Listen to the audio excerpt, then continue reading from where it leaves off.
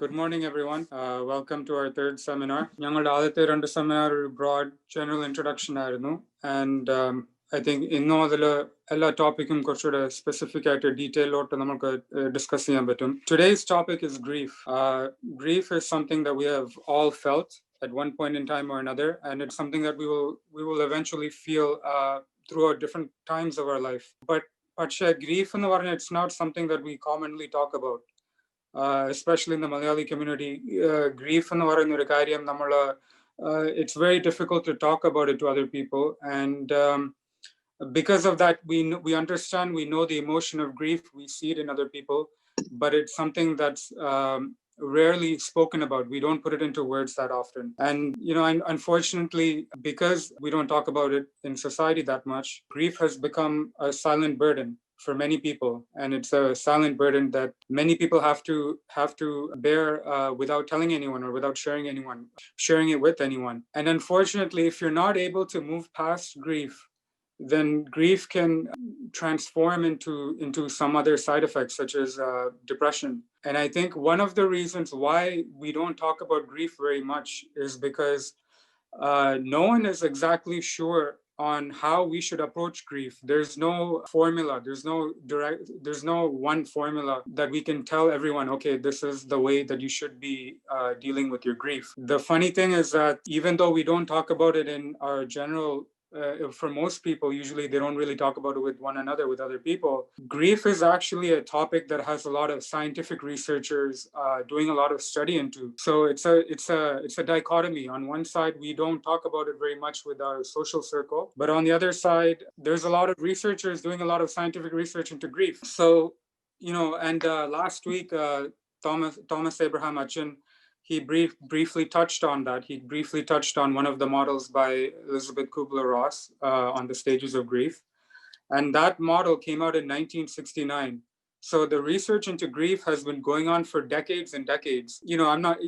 Bible is always an ancient sort of construct or a sort of framework that we can follow. But I'm saying even in the modern era, it's been going on for decades, the research into grief. And she's not, Kubler-Ross is not the only one that's, sorry about that. So she's not the only one that has actually done research into grief. In 1981, someone by the name of Rubin put out something called the two-track model of bereavement. Then in the mid-90s, someone by the name of Margaret Strobe and Hank Shute put out another model of grief called the dual process model, where they said that you oscillate between two behaviors in grieving.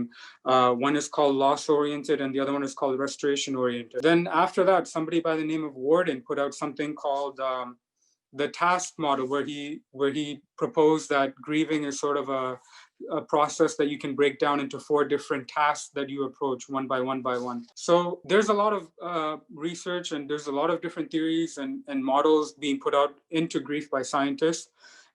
But fundamentally, in the early 2000s, just for the sake of completing the background into grief, there was a shift between in the scientific theories of pivoting from focusing on traditional stage theories, something more of a postmodern or constructivist theories. So instead of where they tried to propose that instead of trying to revert back to an earlier mode of functioning, which is what the traditional models would try to propose, they started shifting to a new way of thinking, where you should try to reorient yourself by finding new meaning. And who knows, in the next 15, 10, 20 years, we might have another shift where we might be changing our way of thinking, or the researchers might be changing their way of thinking regarding the concept of grief.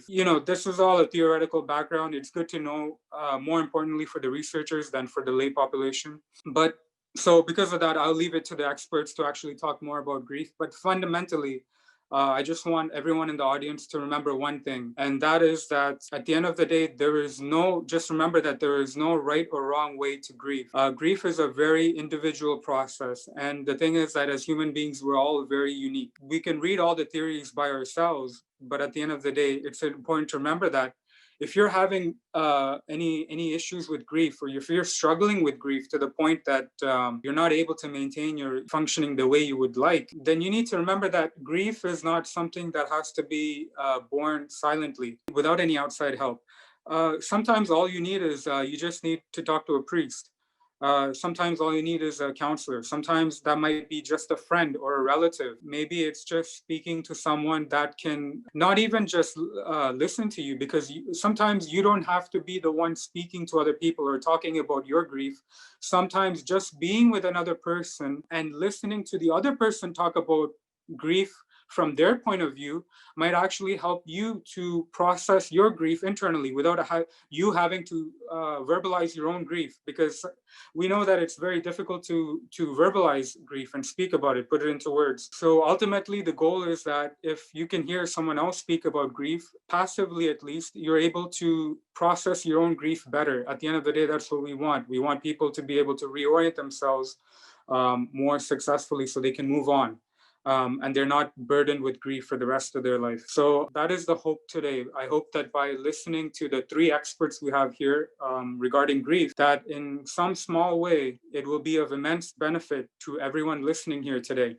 And I just want to share two quotes that I thought was relevant. One is by a famous philosopher, writer, lecturer. His name is Ralph Waldo Emerson. And he had a famous quote where he said that only when it is darkest will we be able to see the stars. And I think what he's trying to say is that, there is always a light at the end of the tunnel, no matter how dark the tunnel is going to feel at the time that you're inside the tunnel. And finally, bringing it back to the Bible, Matthew chapter 5, verse 4 says that blessed are those who mourn, for they shall be comforted. So you know that even if another human being might not be able to comfort you, ultimately remember that there is someone ultimately who will comfort you above. So just remember that there is a light at the end of the tunnel. Having said that, I would like to begin the seminar so that we have more time for the speakers. And so I would like to invite the Vicar of St. Ignatious Knanaya Jacobite Church,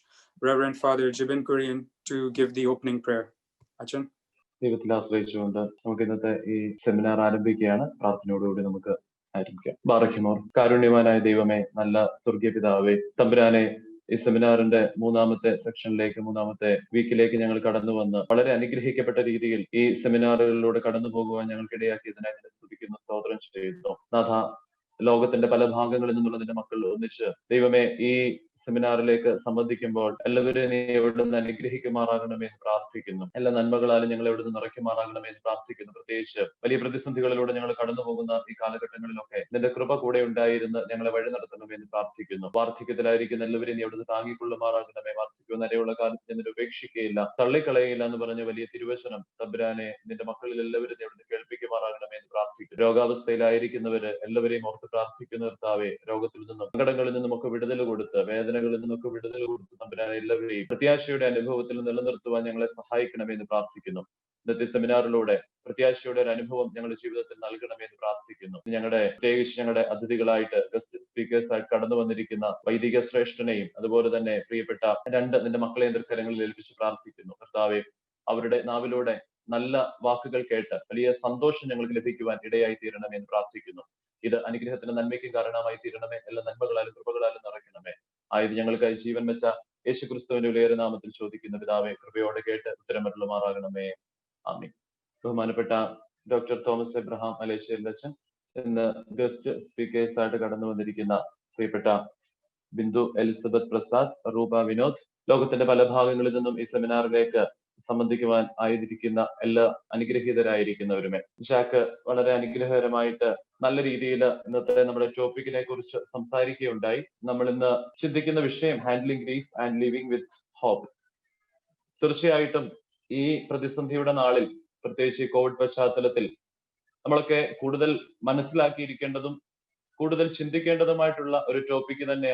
നല്ല ക്ലാസ്സുകൾ നമുക്ക് ലഭ്യമായി തീർന്നു. ഇന്നും അത് തന്നെ ലഭ്യമാകുമെന്നുള്ള പ്രത്യാശയോടുകൂടി, പ്രതീക്ഷയോടുകൂടി നമ്മൾ എല്ലാവരും ആയിരിക്കുകയാണ്. തീർച്ചയായിട്ടും മനുഷ്യ ജീവിതം എന്ന് പറയുന്നത് പ്രതിസന്ധികളും സങ്കടങ്ങളും സന്തോഷങ്ങളും ഒക്കെ ഇടകലർന്നിട്ടുള്ള ഒരു ജീവിതമാണ്. അല്ലാതെ എപ്പോഴും സന്തോഷം എന്ന് പറയുന്നത് ഒരിക്കലും നമ്മുടെ ജീവിതത്തിൽ സാധ്യമായ ഒരു കാര്യമല്ല. എന്തെങ്കിലുമൊക്കെ തരത്തിൽ ജീവിതത്തിൽ പ്രതിസന്ധികളിലൂടെ കടന്നു പോകാത്ത ഒരുവനെ മനുഷ്യൻ എന്ന് വിളിക്കുവാനായിട്ട് നമുക്ക് സാധിക്കുകയില്ല. മനുഷ്യൻ സങ്കടങ്ങളും പ്രതിസന്ധികളും ബുദ്ധിമുട്ടുകളും ഒക്കെ കടന്നു വരുമ്പോൾ അതിനെ അതിജീവിക്കുന്ന വ്യക്തിത്വം അതിജീവിക്കുമ്പോഴാണ് ഒരു മനുഷ്യന്റെ യഥാർത്ഥമായിട്ടുള്ള കഴിവുകൾ, വ്യക്തിത്വം അത് നമുക്ക് മനസ്സിലാക്കുവാനായിട്ട് തീർച്ചയായിട്ടും സാധിക്കുന്നത്. അതുകൊണ്ട് ഏത് പ്രതിസന്ധിയുടെ നടുവിലും നമുക്ക് അതിനെ അതിജീവിക്കാനായിട്ട് സാധിക്കും എന്നുള്ള ഒരു ബോധ്യത്തോടു കൂടി മുന്നോട്ട് പോകുക എന്നുള്ളതാണ് വളരെ പ്രധാനപ്പെട്ട കാര്യം. ഇതിന്റെ രണ്ടാമത്തെ സെക്ഷൻ, നമ്മുടെ ഇന്നത്തെ ടോപ്പിക്ക് ലിവിങ് വിത്ത് ഹോപ്പ്. നമ്മൾ പ്രതീക്ഷയോടും പ്രത്യാശയോടും കൂടി എത്രമാത്രം നമ്മുടെ ജീവിതത്തെ മുന്നോട്ട് നയിക്കാൻ നമുക്ക് സാധിക്കുന്നുവോ അത്രമാത്രം നമ്മുടെ ജീവിതം അനുഗ്രഹകരമായിട്ട് മുന്നോട്ട് പോകും എന്നുള്ളത് നമ്മൾ എപ്പോഴും ഓർത്തിരിക്കണം. നമുക്കറിയാം, നമ്മുടെ ജീവിതത്തിന്റെ പ്രതീക്ഷയും പ്രത്യാശയും അത് നഷ്ടപ്പെട്ടു പോയി കഴിഞ്ഞാൽ നമുക്ക് ഒരിക്കലും ജീവിതം മുന്നോട്ട് അനുഗ്രഹകരമായിട്ട് കൊണ്ടുപോകുവാനായിട്ട് സാധിക്കുകയില്ല. അതുകൊണ്ട് നല്ല പ്രതീക്ഷയോടുകൂടി ഈ പ്രതിസന്ധികൾ ഇതും കടന്നു പോകും എന്നുള്ള ആ ഒരു വലിയ വിശ്വാസത്തോടുകൂടി, പ്രതീക്ഷയും അതുപോലെ ദൈവവിശ്വാസം എന്നൊക്കെ പറയുന്നത് ഈ പ്രത്യാശയിൽ നമ്മളെ നിലനിർത്തുന്നതിനാണ് ദൈവവിശ്വാസം എന്ന് പറയുന്നത്. ഭയപ്പെടേണ്ട, ഞാൻ നിന്നോട് കൂടെയുണ്ട് എന്ന് ക്രിസ്തു പറയുന്ന പല ഭാഗങ്ങളും എടുത്തു നോക്കിയാൽ അത് വീഴ്ചയുടെയും തകർച്ചയുടെയും ഒക്കെ ഭാഗങ്ങളിൽ കർത്താവ് നൽകുന്ന ഏറ്റവും വലിയ ഒരു അനുഗ്രഹമാണ്. നിങ്ങളെ ഞാൻ കൈവിടുകയില്ല, നിങ്ങൾ ഭയപ്പെടരുത്. അതുകൊണ്ട് തീർച്ചയായിട്ടും ഏത് വലിയ പ്രതിസന്ധിയുടെ നടുവിലും ഭയത്തെ അതിജീവിക്കുവാൻ തക്കവണ്ണം നമ്മുടെ ജീവിതത്തെ പ്രത്യാശയോടുകൂടി പ്രതീക്ഷയോടുകൂടി മുന്നോട്ട് നയിക്കുവാൻ നമുക്ക് എല്ലാവർക്കും സാധ്യമായി തീരട്ടെ എന്ന് പ്രത്യേകമായിട്ട് ആശംസിക്കുകയാണ്, പ്രാർത്ഥിക്കുകയാണ്. ഓർമ്മപ്പെടുത്തിയതുപോലെ നമ്മുടെ സ്പീക്കേഴ്സിന്റെ ടൈം, അവരുടെ ടൈം അപഹരിക്കുവാനായിട്ട് ഞങ്ങൾ ആഗ്രഹിക്കുന്നില്ല. അവർക്ക് കൂടുതൽ സമയം കൊടുത്തുകൊണ്ട് നല്ല ഒരു സെമിനാർ ഇന്ന് ദിവസം നമുക്ക് ലഭ്യമാകുവാനായിട്ട് പ്രത്യേകമായിട്ട് നമ്മൾ എല്ലാവരും ആഗ്രഹിച്ച് ചേർന്നിരിക്കുകയാണ്. അപ്പോൾ ഈ സമയത്ത് എല്ലാവരെയും സ്നേഹത്തോടുകൂടി സ്വാഗതം ചെയ്യുകയാണ്. പ്രത്യേകിച്ച് ഇന്ന് ഈ സെമിനാറിൽ നമ്മുടെ ഗസ്റ്റ് സ്പീക്കേഴ്സായി കടന്നു വന്ന് ക്ലാസ്സുകൾ എടുത്ത് നമ്മളെ അവിടെ ചേർന്നിരിക്കുന്നത് ബഹുമാനപ്പെട്ട ഡോക്ടർ തോമസ് എബ്രഹാം മലേശ്ശേരിൽ അച്ഛനാണ്. അറിയാം, നമ്മുടെ ഈ സെമിനാറിന്റെ ഫസ്റ്റ് വീക്കിൽ അച്ഛൻ നമ്മളോടൊപ്പം ഉണ്ടായിരുന്നു. വളരെ നല്ല ഒരു ടോക്ക്, വളരെ നല്ല ഒരു ലെക്ചർ അച്ഛനിൽ നിന്ന് നമുക്ക് ലഭ്യമായി. തീർച്ചയായിട്ടും അച്ഛൻ വളരെ നല്ല തിയറീസ് ഒക്കെ പറഞ്ഞ് നമ്മളോട് ആ കാര്യങ്ങളിലൊക്കെ പറഞ്ഞത് എത്രമാത്രം അനുഗ്രഹകരമായിട്ട് അച്ഛൻ ആ സെക്ഷൻ എടുത്തു. ഇന്ന് തുടർന്നും അച്ഛനിൽ നിന്നും അത് കേൾക്കുവാനായിട്ട്, അതേപോലെ തന്നെ ഏറ്റവും നല്ല ഒരു ക്ലാസ് ലഭിക്കുവാനായിട്ട് നമ്മൾ ആകാംക്ഷയോടുകൂടി ആയിരിക്കുകയാണ്.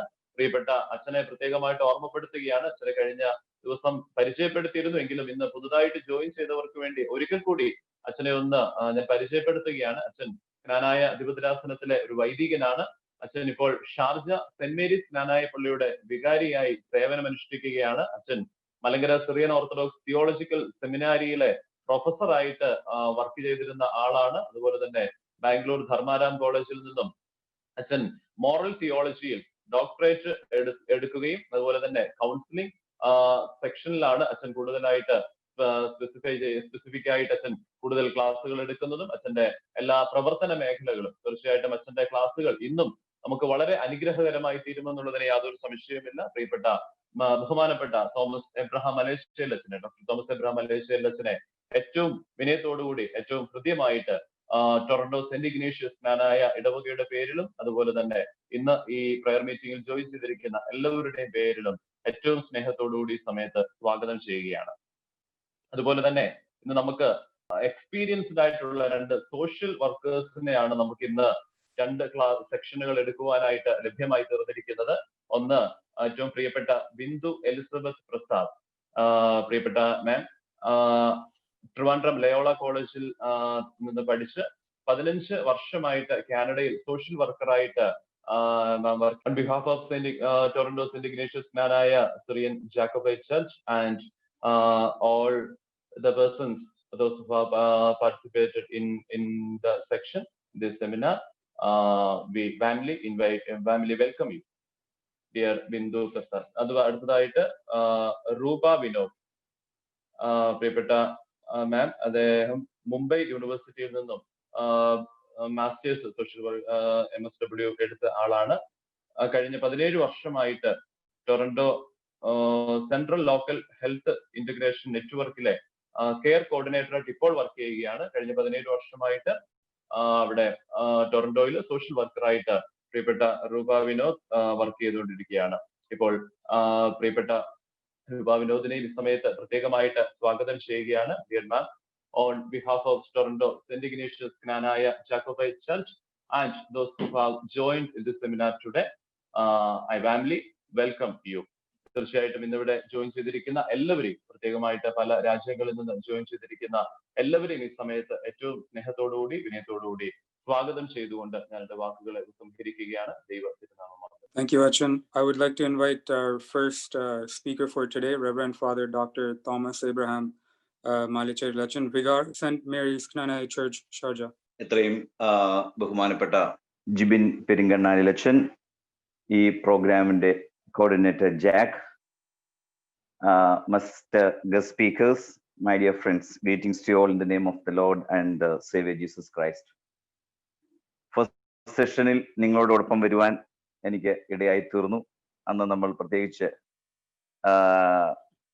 live with COVID എന്നുള്ള ഒരു സബ്ജക്റ്റാണ് കൈകാര്യം ചെയ്തത്. First of all, I really appreciate the coordinators for selecting such kind of relevant topic, especially during this pandemic time.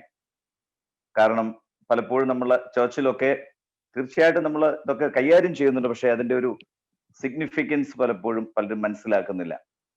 നമ്മളുടെ കൺവെൻഷൻ എന്നൊക്കെ പറഞ്ഞാൽ വളരെ ട്രഡീഷണൽ ആയിട്ട് പലപ്പോഴും മാറുന്നു. എന്നാൽ ഒരു സ്പിരിച്വൽ പേഴ്സൺ എന്നുള്ള നിലയിൽ ജീവിക്കാൻ സാധിക്കത്തുള്ളൂ. അതിന്റെ സ്പിരിച്വാലിറ്റി എന്ന് പറയുന്നത് നമ്മുടെ മാനസിക തലം, സൈക്കോളജിക്കൽ ലെവൽ ഏറെ സ്വാധീനിക്കുന്നതാണ് എന്നുള്ളതായ ഒരു കാര്യം നമ്മൾ എപ്പോഴും തിരിച്ചറിയണം. എനിക്ക് സുവിശേഷം വായിക്കുമ്പോൾ ഞാൻ എപ്പോഴും കാണാൻ ശ്രമിക്കുന്നത് the very attitude of Jesus Christ, the way he dealt issues, the way he deal with people, the way he answered many questions which raised to him.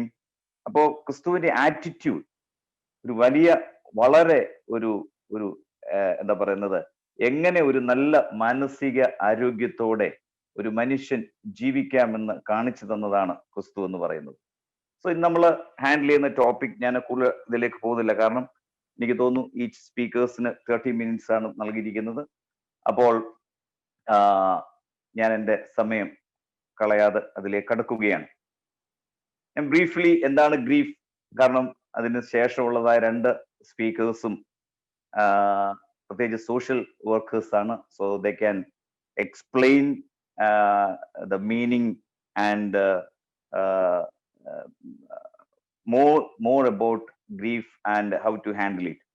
ഞാൻ അതിലേക്ക് കൂടുതൽ പോകുന്നില്ല, പക്ഷെ കുറച്ച് അതൊന്ന് പറഞ്ഞതിന് ശേഷം പ്രത്യേകിച്ച് വേദപുസ്തക അടിസ്ഥാനത്തിൽ എന്താണ് ഇവിടെ നൽകുന്ന പ്രത്യാശ എന്നുള്ളതാണ് ചിന്തിക്കാൻ ഞാൻ ആഗ്രഹിക്കുന്നത്. നമ്മൾ പലപ്പോഴും ഗ്രീഫ് എന്ന് കേൾക്കുമ്പോൾ നമ്മൾ ചിന്തിക്കുന്നത് എപ്പോഴും ഒരു ഡിയവന്റെ ഏറ്റവും പ്രിയപ്പെട്ട ഒരാളുടെ വേർപാട് മാത്രമാണെന്നുള്ളതല്ല, മറിച്ച് loss of a dear relative and loss of something. അതുകൊണ്ട് നമുക്ക് ഗ്രീഫ് എന്ന് പറയുന്നത് grief is a response to loss, particularly to the loss of someone or something to which a bond or affection was formed. ഒരു വ്യക്തിയാകാം അല്ലെ ഒരു വസ്തുവാകാം, അതിനോടുള്ളതായ നമ്മുടെ ബന്ധമാണ് ആ ഗ്രീഫ് എത്രമാത്രം സിവിയർ ആക്കുന്നത് എന്നുള്ളത് നമ്മൾ തിരിച്ചറിയും. പക്ഷെ ഗ്രീഫ് എന്ന് പറയുന്നത് it is a response to loss, അതാണ് നമ്മൾ മനസ്സിലാക്കണം. It has psychological, behavioural, social, cultural and spiritual dimension. So it is actually a reaction to a loss.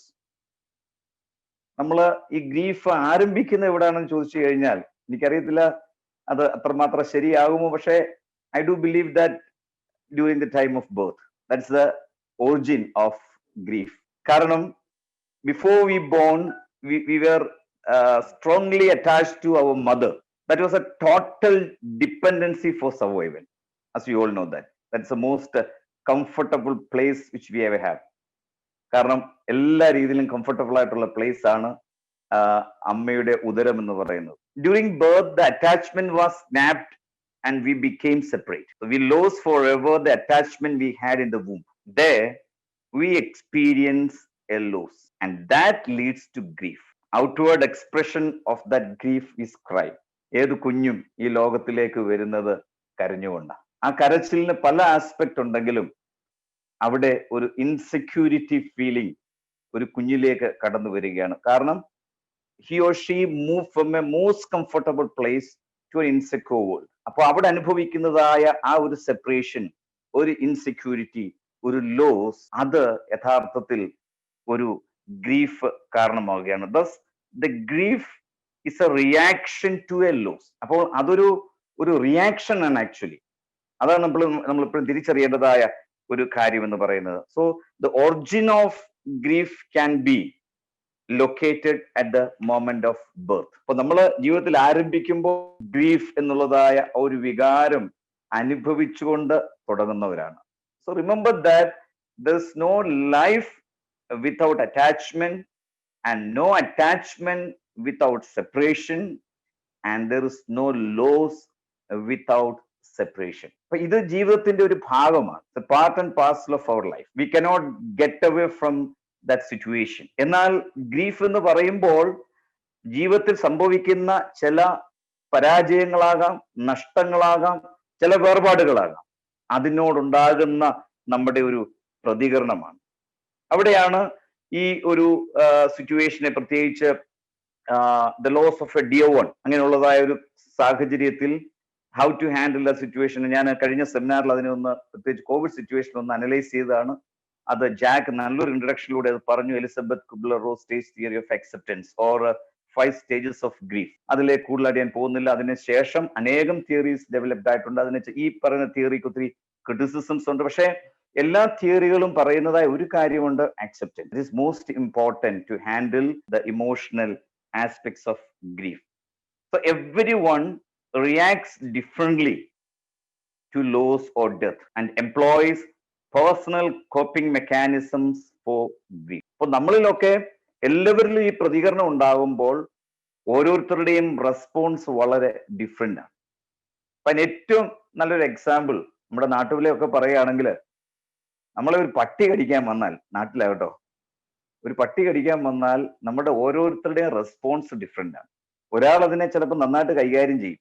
പുലിമുരുകനിൽ Mohanlal നേരിടുന്ന പോലെ നേരിടുന്നവരുണ്ട്. അതേസമയം ഇതൊരു ഫോബിയ ആയിട്ടുള്ളവരുണ്ട്. അപ്പോൾ അങ്ങനത്തെ അത് രണ്ട് എക്സ്ട്രീം ആണെങ്കിൽ ഞാൻ പറഞ്ഞെങ്കിൽ, അതിന്റെ മിഡിൽ പോകുന്ന അല്ലെങ്കിൽ അതിൽ തന്നെ പല വേരിയൻ ലെവലിലുള്ളതായ ഒരു റെസ്പോൺസ് ആണ് നമ്മളിലെല്ലാം ഉണ്ടാകുന്നത്. ഇവിടെ നമ്മൾ മനസ്സിലാക്കേണ്ടതെന്ന് പറയുന്നത്, ഈ ഒരു സിറ്റുവേഷൻ, ഇങ്ങനെയുള്ളതായ സാഹചര്യങ്ങൾ നമുക്ക് പ്രത്യേകിച്ച് COVID-19 ഈ ഒരു കാലഘട്ടത്തിൽ പല രീതിയിലുള്ളതായ ലോസ് നമ്മൾ എൻകൗണ്ടർ ചെയ്തുകൊണ്ടിരിക്കുകയാണ്. അത് നമ്മുടെ ഏറ്റവും എന്താ പറയുന്നത്, ബന്ധുക്കളുടെ വേർപാടുകൾ, ചിലപ്പോൾ ഫ്യൂണറൽ അറ്റൻഡ് ചെയ്യാൻ പറ്റാത്തതായ സാഹചര്യങ്ങൾ, പേരൻസിന്റെ, സിബ്ലിങ്സിന്റെ, അങ്ങനെയുള്ളതായ സാഹചര്യങ്ങളൊക്കെ ഇപ്പം സംഭവിച്ചുകൊണ്ടിരിക്കുകയാണ്.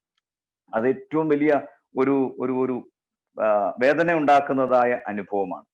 അതേപോലെ തന്നെ ബിസിനസ്സിൽ ഉണ്ടാകുന്നതായ ഫെയിലിയർ, അതേപോലെ ജോലി നഷ്ടപ്പെട്ടു പോകുന്നതായ മേഖലകൾ, ഇതൊക്കെ പല രീതിയിലുള്ളതായ വേദനകൾക്കും ദുഃഖങ്ങൾക്കും കാരണമായി തീരുന്നുണ്ട്.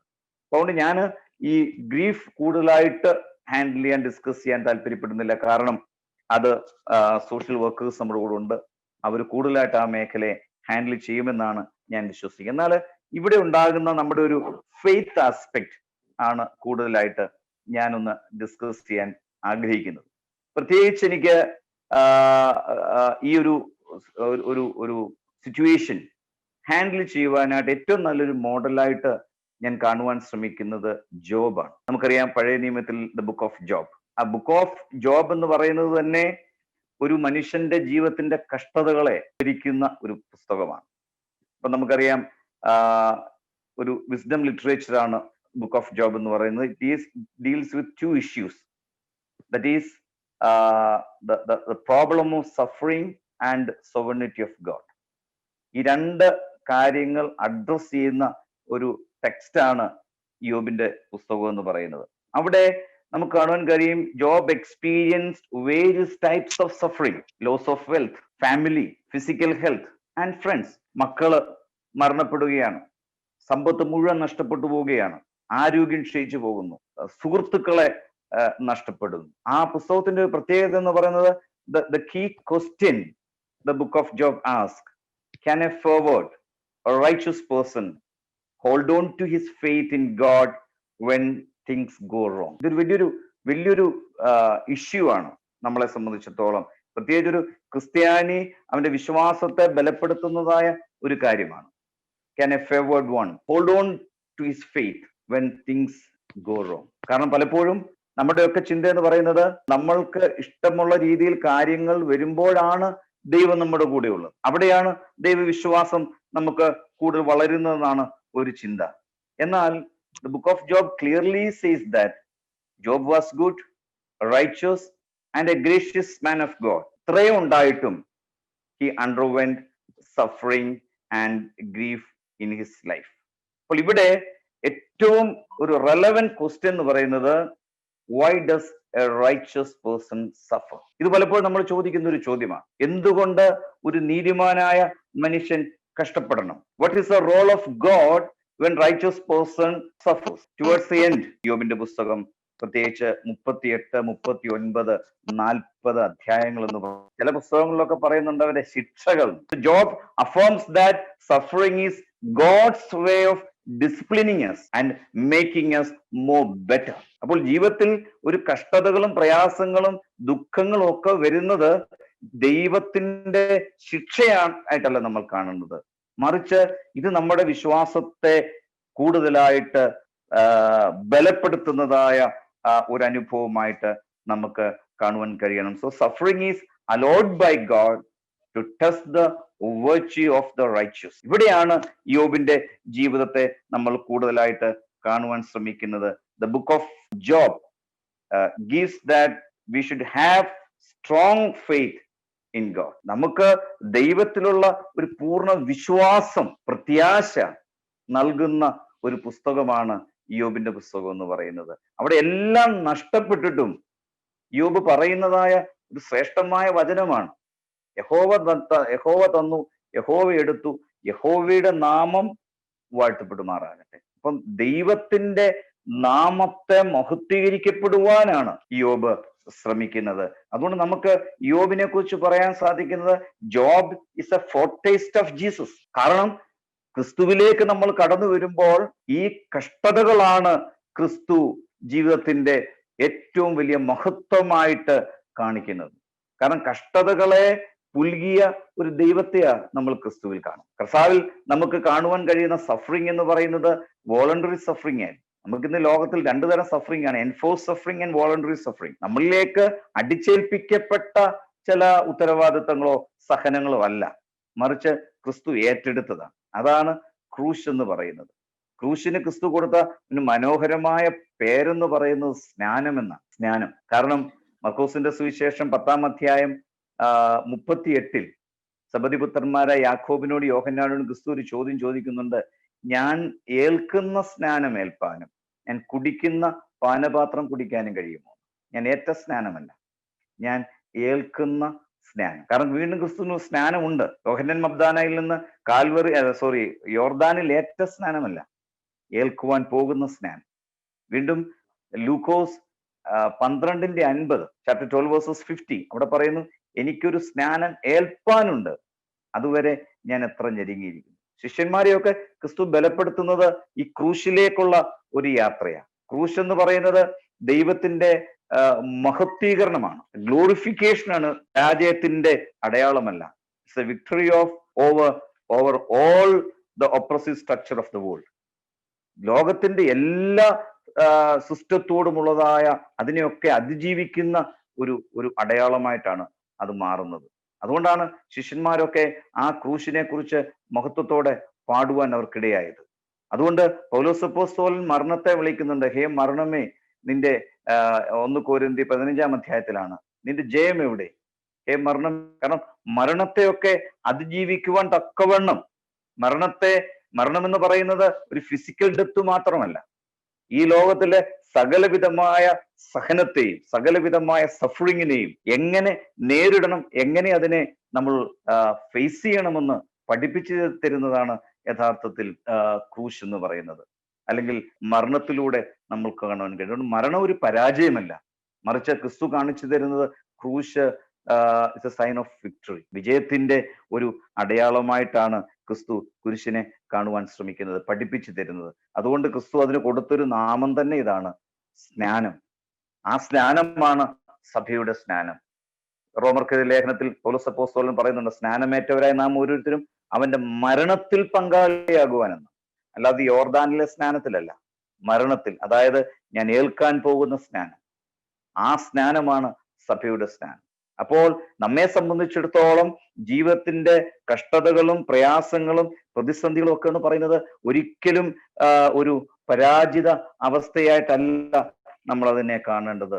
മറിച്ച് അതിനെയൊക്കെ അതിജീവിക്കുന്ന ഒരു ദൈവാനുഭവത്തെ നമുക്ക് കാണുവാൻ കഴിയണം. So the faith in God assure us that loss is an unavoidable human reality because it is part of the essence of human being. അപ്പോൾ ഇത് നമ്മുടെ ജീവിതത്തിന്റെ ഒരു ഭാഗമാണ്. അതിൽ നിന്ന് ഓടിപ്പോകാണ്ടുള്ളവരല്ല നാം, അതിനെ നേരിടാനുള്ളവരാണ് നാം എന്നുള്ളതായ ഒരു യാഥാർത്ഥ്യത്തെ നമുക്ക് തിരിച്ചറിയുവാൻ ഇടയായിത്തീരണം. അതുകൊണ്ട് ഇതിനെ എങ്ങനെ നമുക്ക് കൈകാര്യം ചെയ്യാം, ഇതിനെ എങ്ങനെ നമുക്ക് ഓവർകം ചെയ്യാം? യെശയ്യാവിന്റെ പുസ്തകം 43 അധ്യായം അതിന്റെ 2 വാക്യത്തിൽ യഹോവയായ ദൈവം വളരെ വ്യക്തമായിട്ട് പറയുന്നുണ്ട് എങ്ങനെയാണ് ഒരു പ്രതിസന്ധിയെ തരണം ചെയ്യേണ്ടതെന്ന്. കാരണം ഇസ്രായേൽ ജനം എന്ന് പറയുന്നത് അടിമത്വത്തിലേക്ക് പോയിരിക്കുകയാണ്. ബാബിലോണിന്റെ എക്സൈൽ ആയിരിക്കുന്ന ഇസ്രായേൽ ജനത്തോടാണ് യഹോവയായ ദൈവം പറയുകയാണ്, ഒരു കഷ്ടതയെ കൂടെ പോവുക, സകലവും നഷ്ടപ്പെട്ടു, പ്രത്യാശ പോയ ഒരു ഇസ്രായേൽ ജനത്തോടാണ് പറയുന്നത്, നീ വെള്ളത്തിൽ കൂടി കടന്നാൽ അത് നിന്റെ മീതെ കവിയില്ല. അവിടെ പറയുന്നു, when you pass through the waters I will be with you, and through rivers they shall not overwhelm you. When you walk through fire you shall not be burned, and the flame shall not consume. അതായത് നീ വെള്ളത്തിൽ കൂടി കടന്നാലും തീയിൽ ചവിട്ടിയാലും ഒന്നും നശിച്ചു പോകില്ല എന്നുള്ളതായ ഒരു പ്രത്യാശയ. The prophet Isaiah symbolically describes water, river and fire as a crisis which the Israelites faced during their Babylonian exile. എന്നാൽ അവിടെ പറയുന്നു, ദൈവം നിന്നെ കരുതും, നിന്നെ സംരക്ഷിക്കും, നിന്നെ ആശ്വസിപ്പിക്കും. ഇതാണ് നമ്മിൽ ഉണ്ടായതായ പ്രത്യാശ എന്ന് പറയുന്നത്. ഈ ഒരു വചനമാണ് മുൻപോട്ട് ദൈവം ലോകത്തെ ബലപ്പെടുത്തുന്നത് എന്നുള്ളതായ ഒരു തിരിച്ചറിവ് നമുക്ക് ഉണ്ടാകണം. അതുകൊണ്ട് നമ്മുടെ ജീവിതത്തിൽ മനസ്സിലാക്കുക, നമ്മൾ നേരിടുന്നതായ, നമ്മൾ കാണുന്നതായ പ്രതിസന്ധികളല്ല നമ്മളെ തളർത്തുന്നത്, നമ്മുടെ അതിനോടുള്ളതായ നമ്മുടെ ആറ്റിറ്റ്യൂഡ്. കാരണം ഞാൻ പറഞ്ഞു, ഗ്രീഫ് എന്ന് പറയുന്നത് അത് ഒരു സത്യത്തിൽ അത് ഒരു നഷ്ടത്തോടുള്ളതായ ഒരു പ്രതികരണമാണ്. It's a response to a loss. അപ്പൊ നമ്മുടെ റെസ്പോൺസിനെ നമുക്ക് കൈകാര്യം ചെയ്യുവാൻ നമുക്ക് കഴിയണം. It is not the situation that makes us worry, rather the interpretation which we give to each situation. നമ്മുടെ ജീവിതത്തിൽ ഉണ്ടാകുന്ന ഓരോ സംഭവങ്ങൾക്ക് നമ്മൾ കൊടുക്കുന്ന ഇന്റർപ്രിട്ടേഷൻസ് ആണ്, അതിനോടുള്ളതായ നമ്മുടെ ആറ്റിറ്റ്യൂഡാണ് യഥാർത്ഥത്തിൽ നമ്മളെ ദുഃഖിതരാക്കി മാറ്റുന്നത്, അല്ലെ നമ്മളെ ശക്തീകരിക്കുന്നത്. അതുകൊണ്ട് ഒരു പോസിറ്റീവ് റെസ്പോൺസ് ആണ് നമുക്ക് ഇവിടെ വേണ്ടത്. So we need to develop a control over each human situation and give appropriate and rational interpretations for that. അപ്പോൾ ഓരോ സംഭവങ്ങളിൽ മേലും ഒരു കൺട്രോൾ നമുക്ക് വേണം, നമുക്കതിന്മേൽ ഒരു നിയന്ത്രണം ഉണ്ടാകാം. ക്രിസ്തു പറയുന്നത് എന്താണ്? ദുഃഖിക്കുന്നവർ ഭാഗ്യവാന്മാർ, അവർക്ക് ആശ്വാസം ലഭിക്കും. Those who mourn they will be comforted. അതിനെ ലൂക്കോസ് പറയുന്നത് ഇപ്പോൾ കരയുന്നവരാണ് അനുഗ്രഹീതർ. അപ്പോൾ ആ കരച്ചിലെന്ന് പറയുന്നത് ജീവിതത്തിന്റെ പ്രതിസന്ധിയെ നമ്മൾ നേരിടുന്നതാണ്, ജീവിതത്തിന്റെ കഷ്ടതകളെ അതിജീവിക്കുന്നതാണ്, കരഞ്ഞു ജീവിക്കാനുള്ളവരല്ല.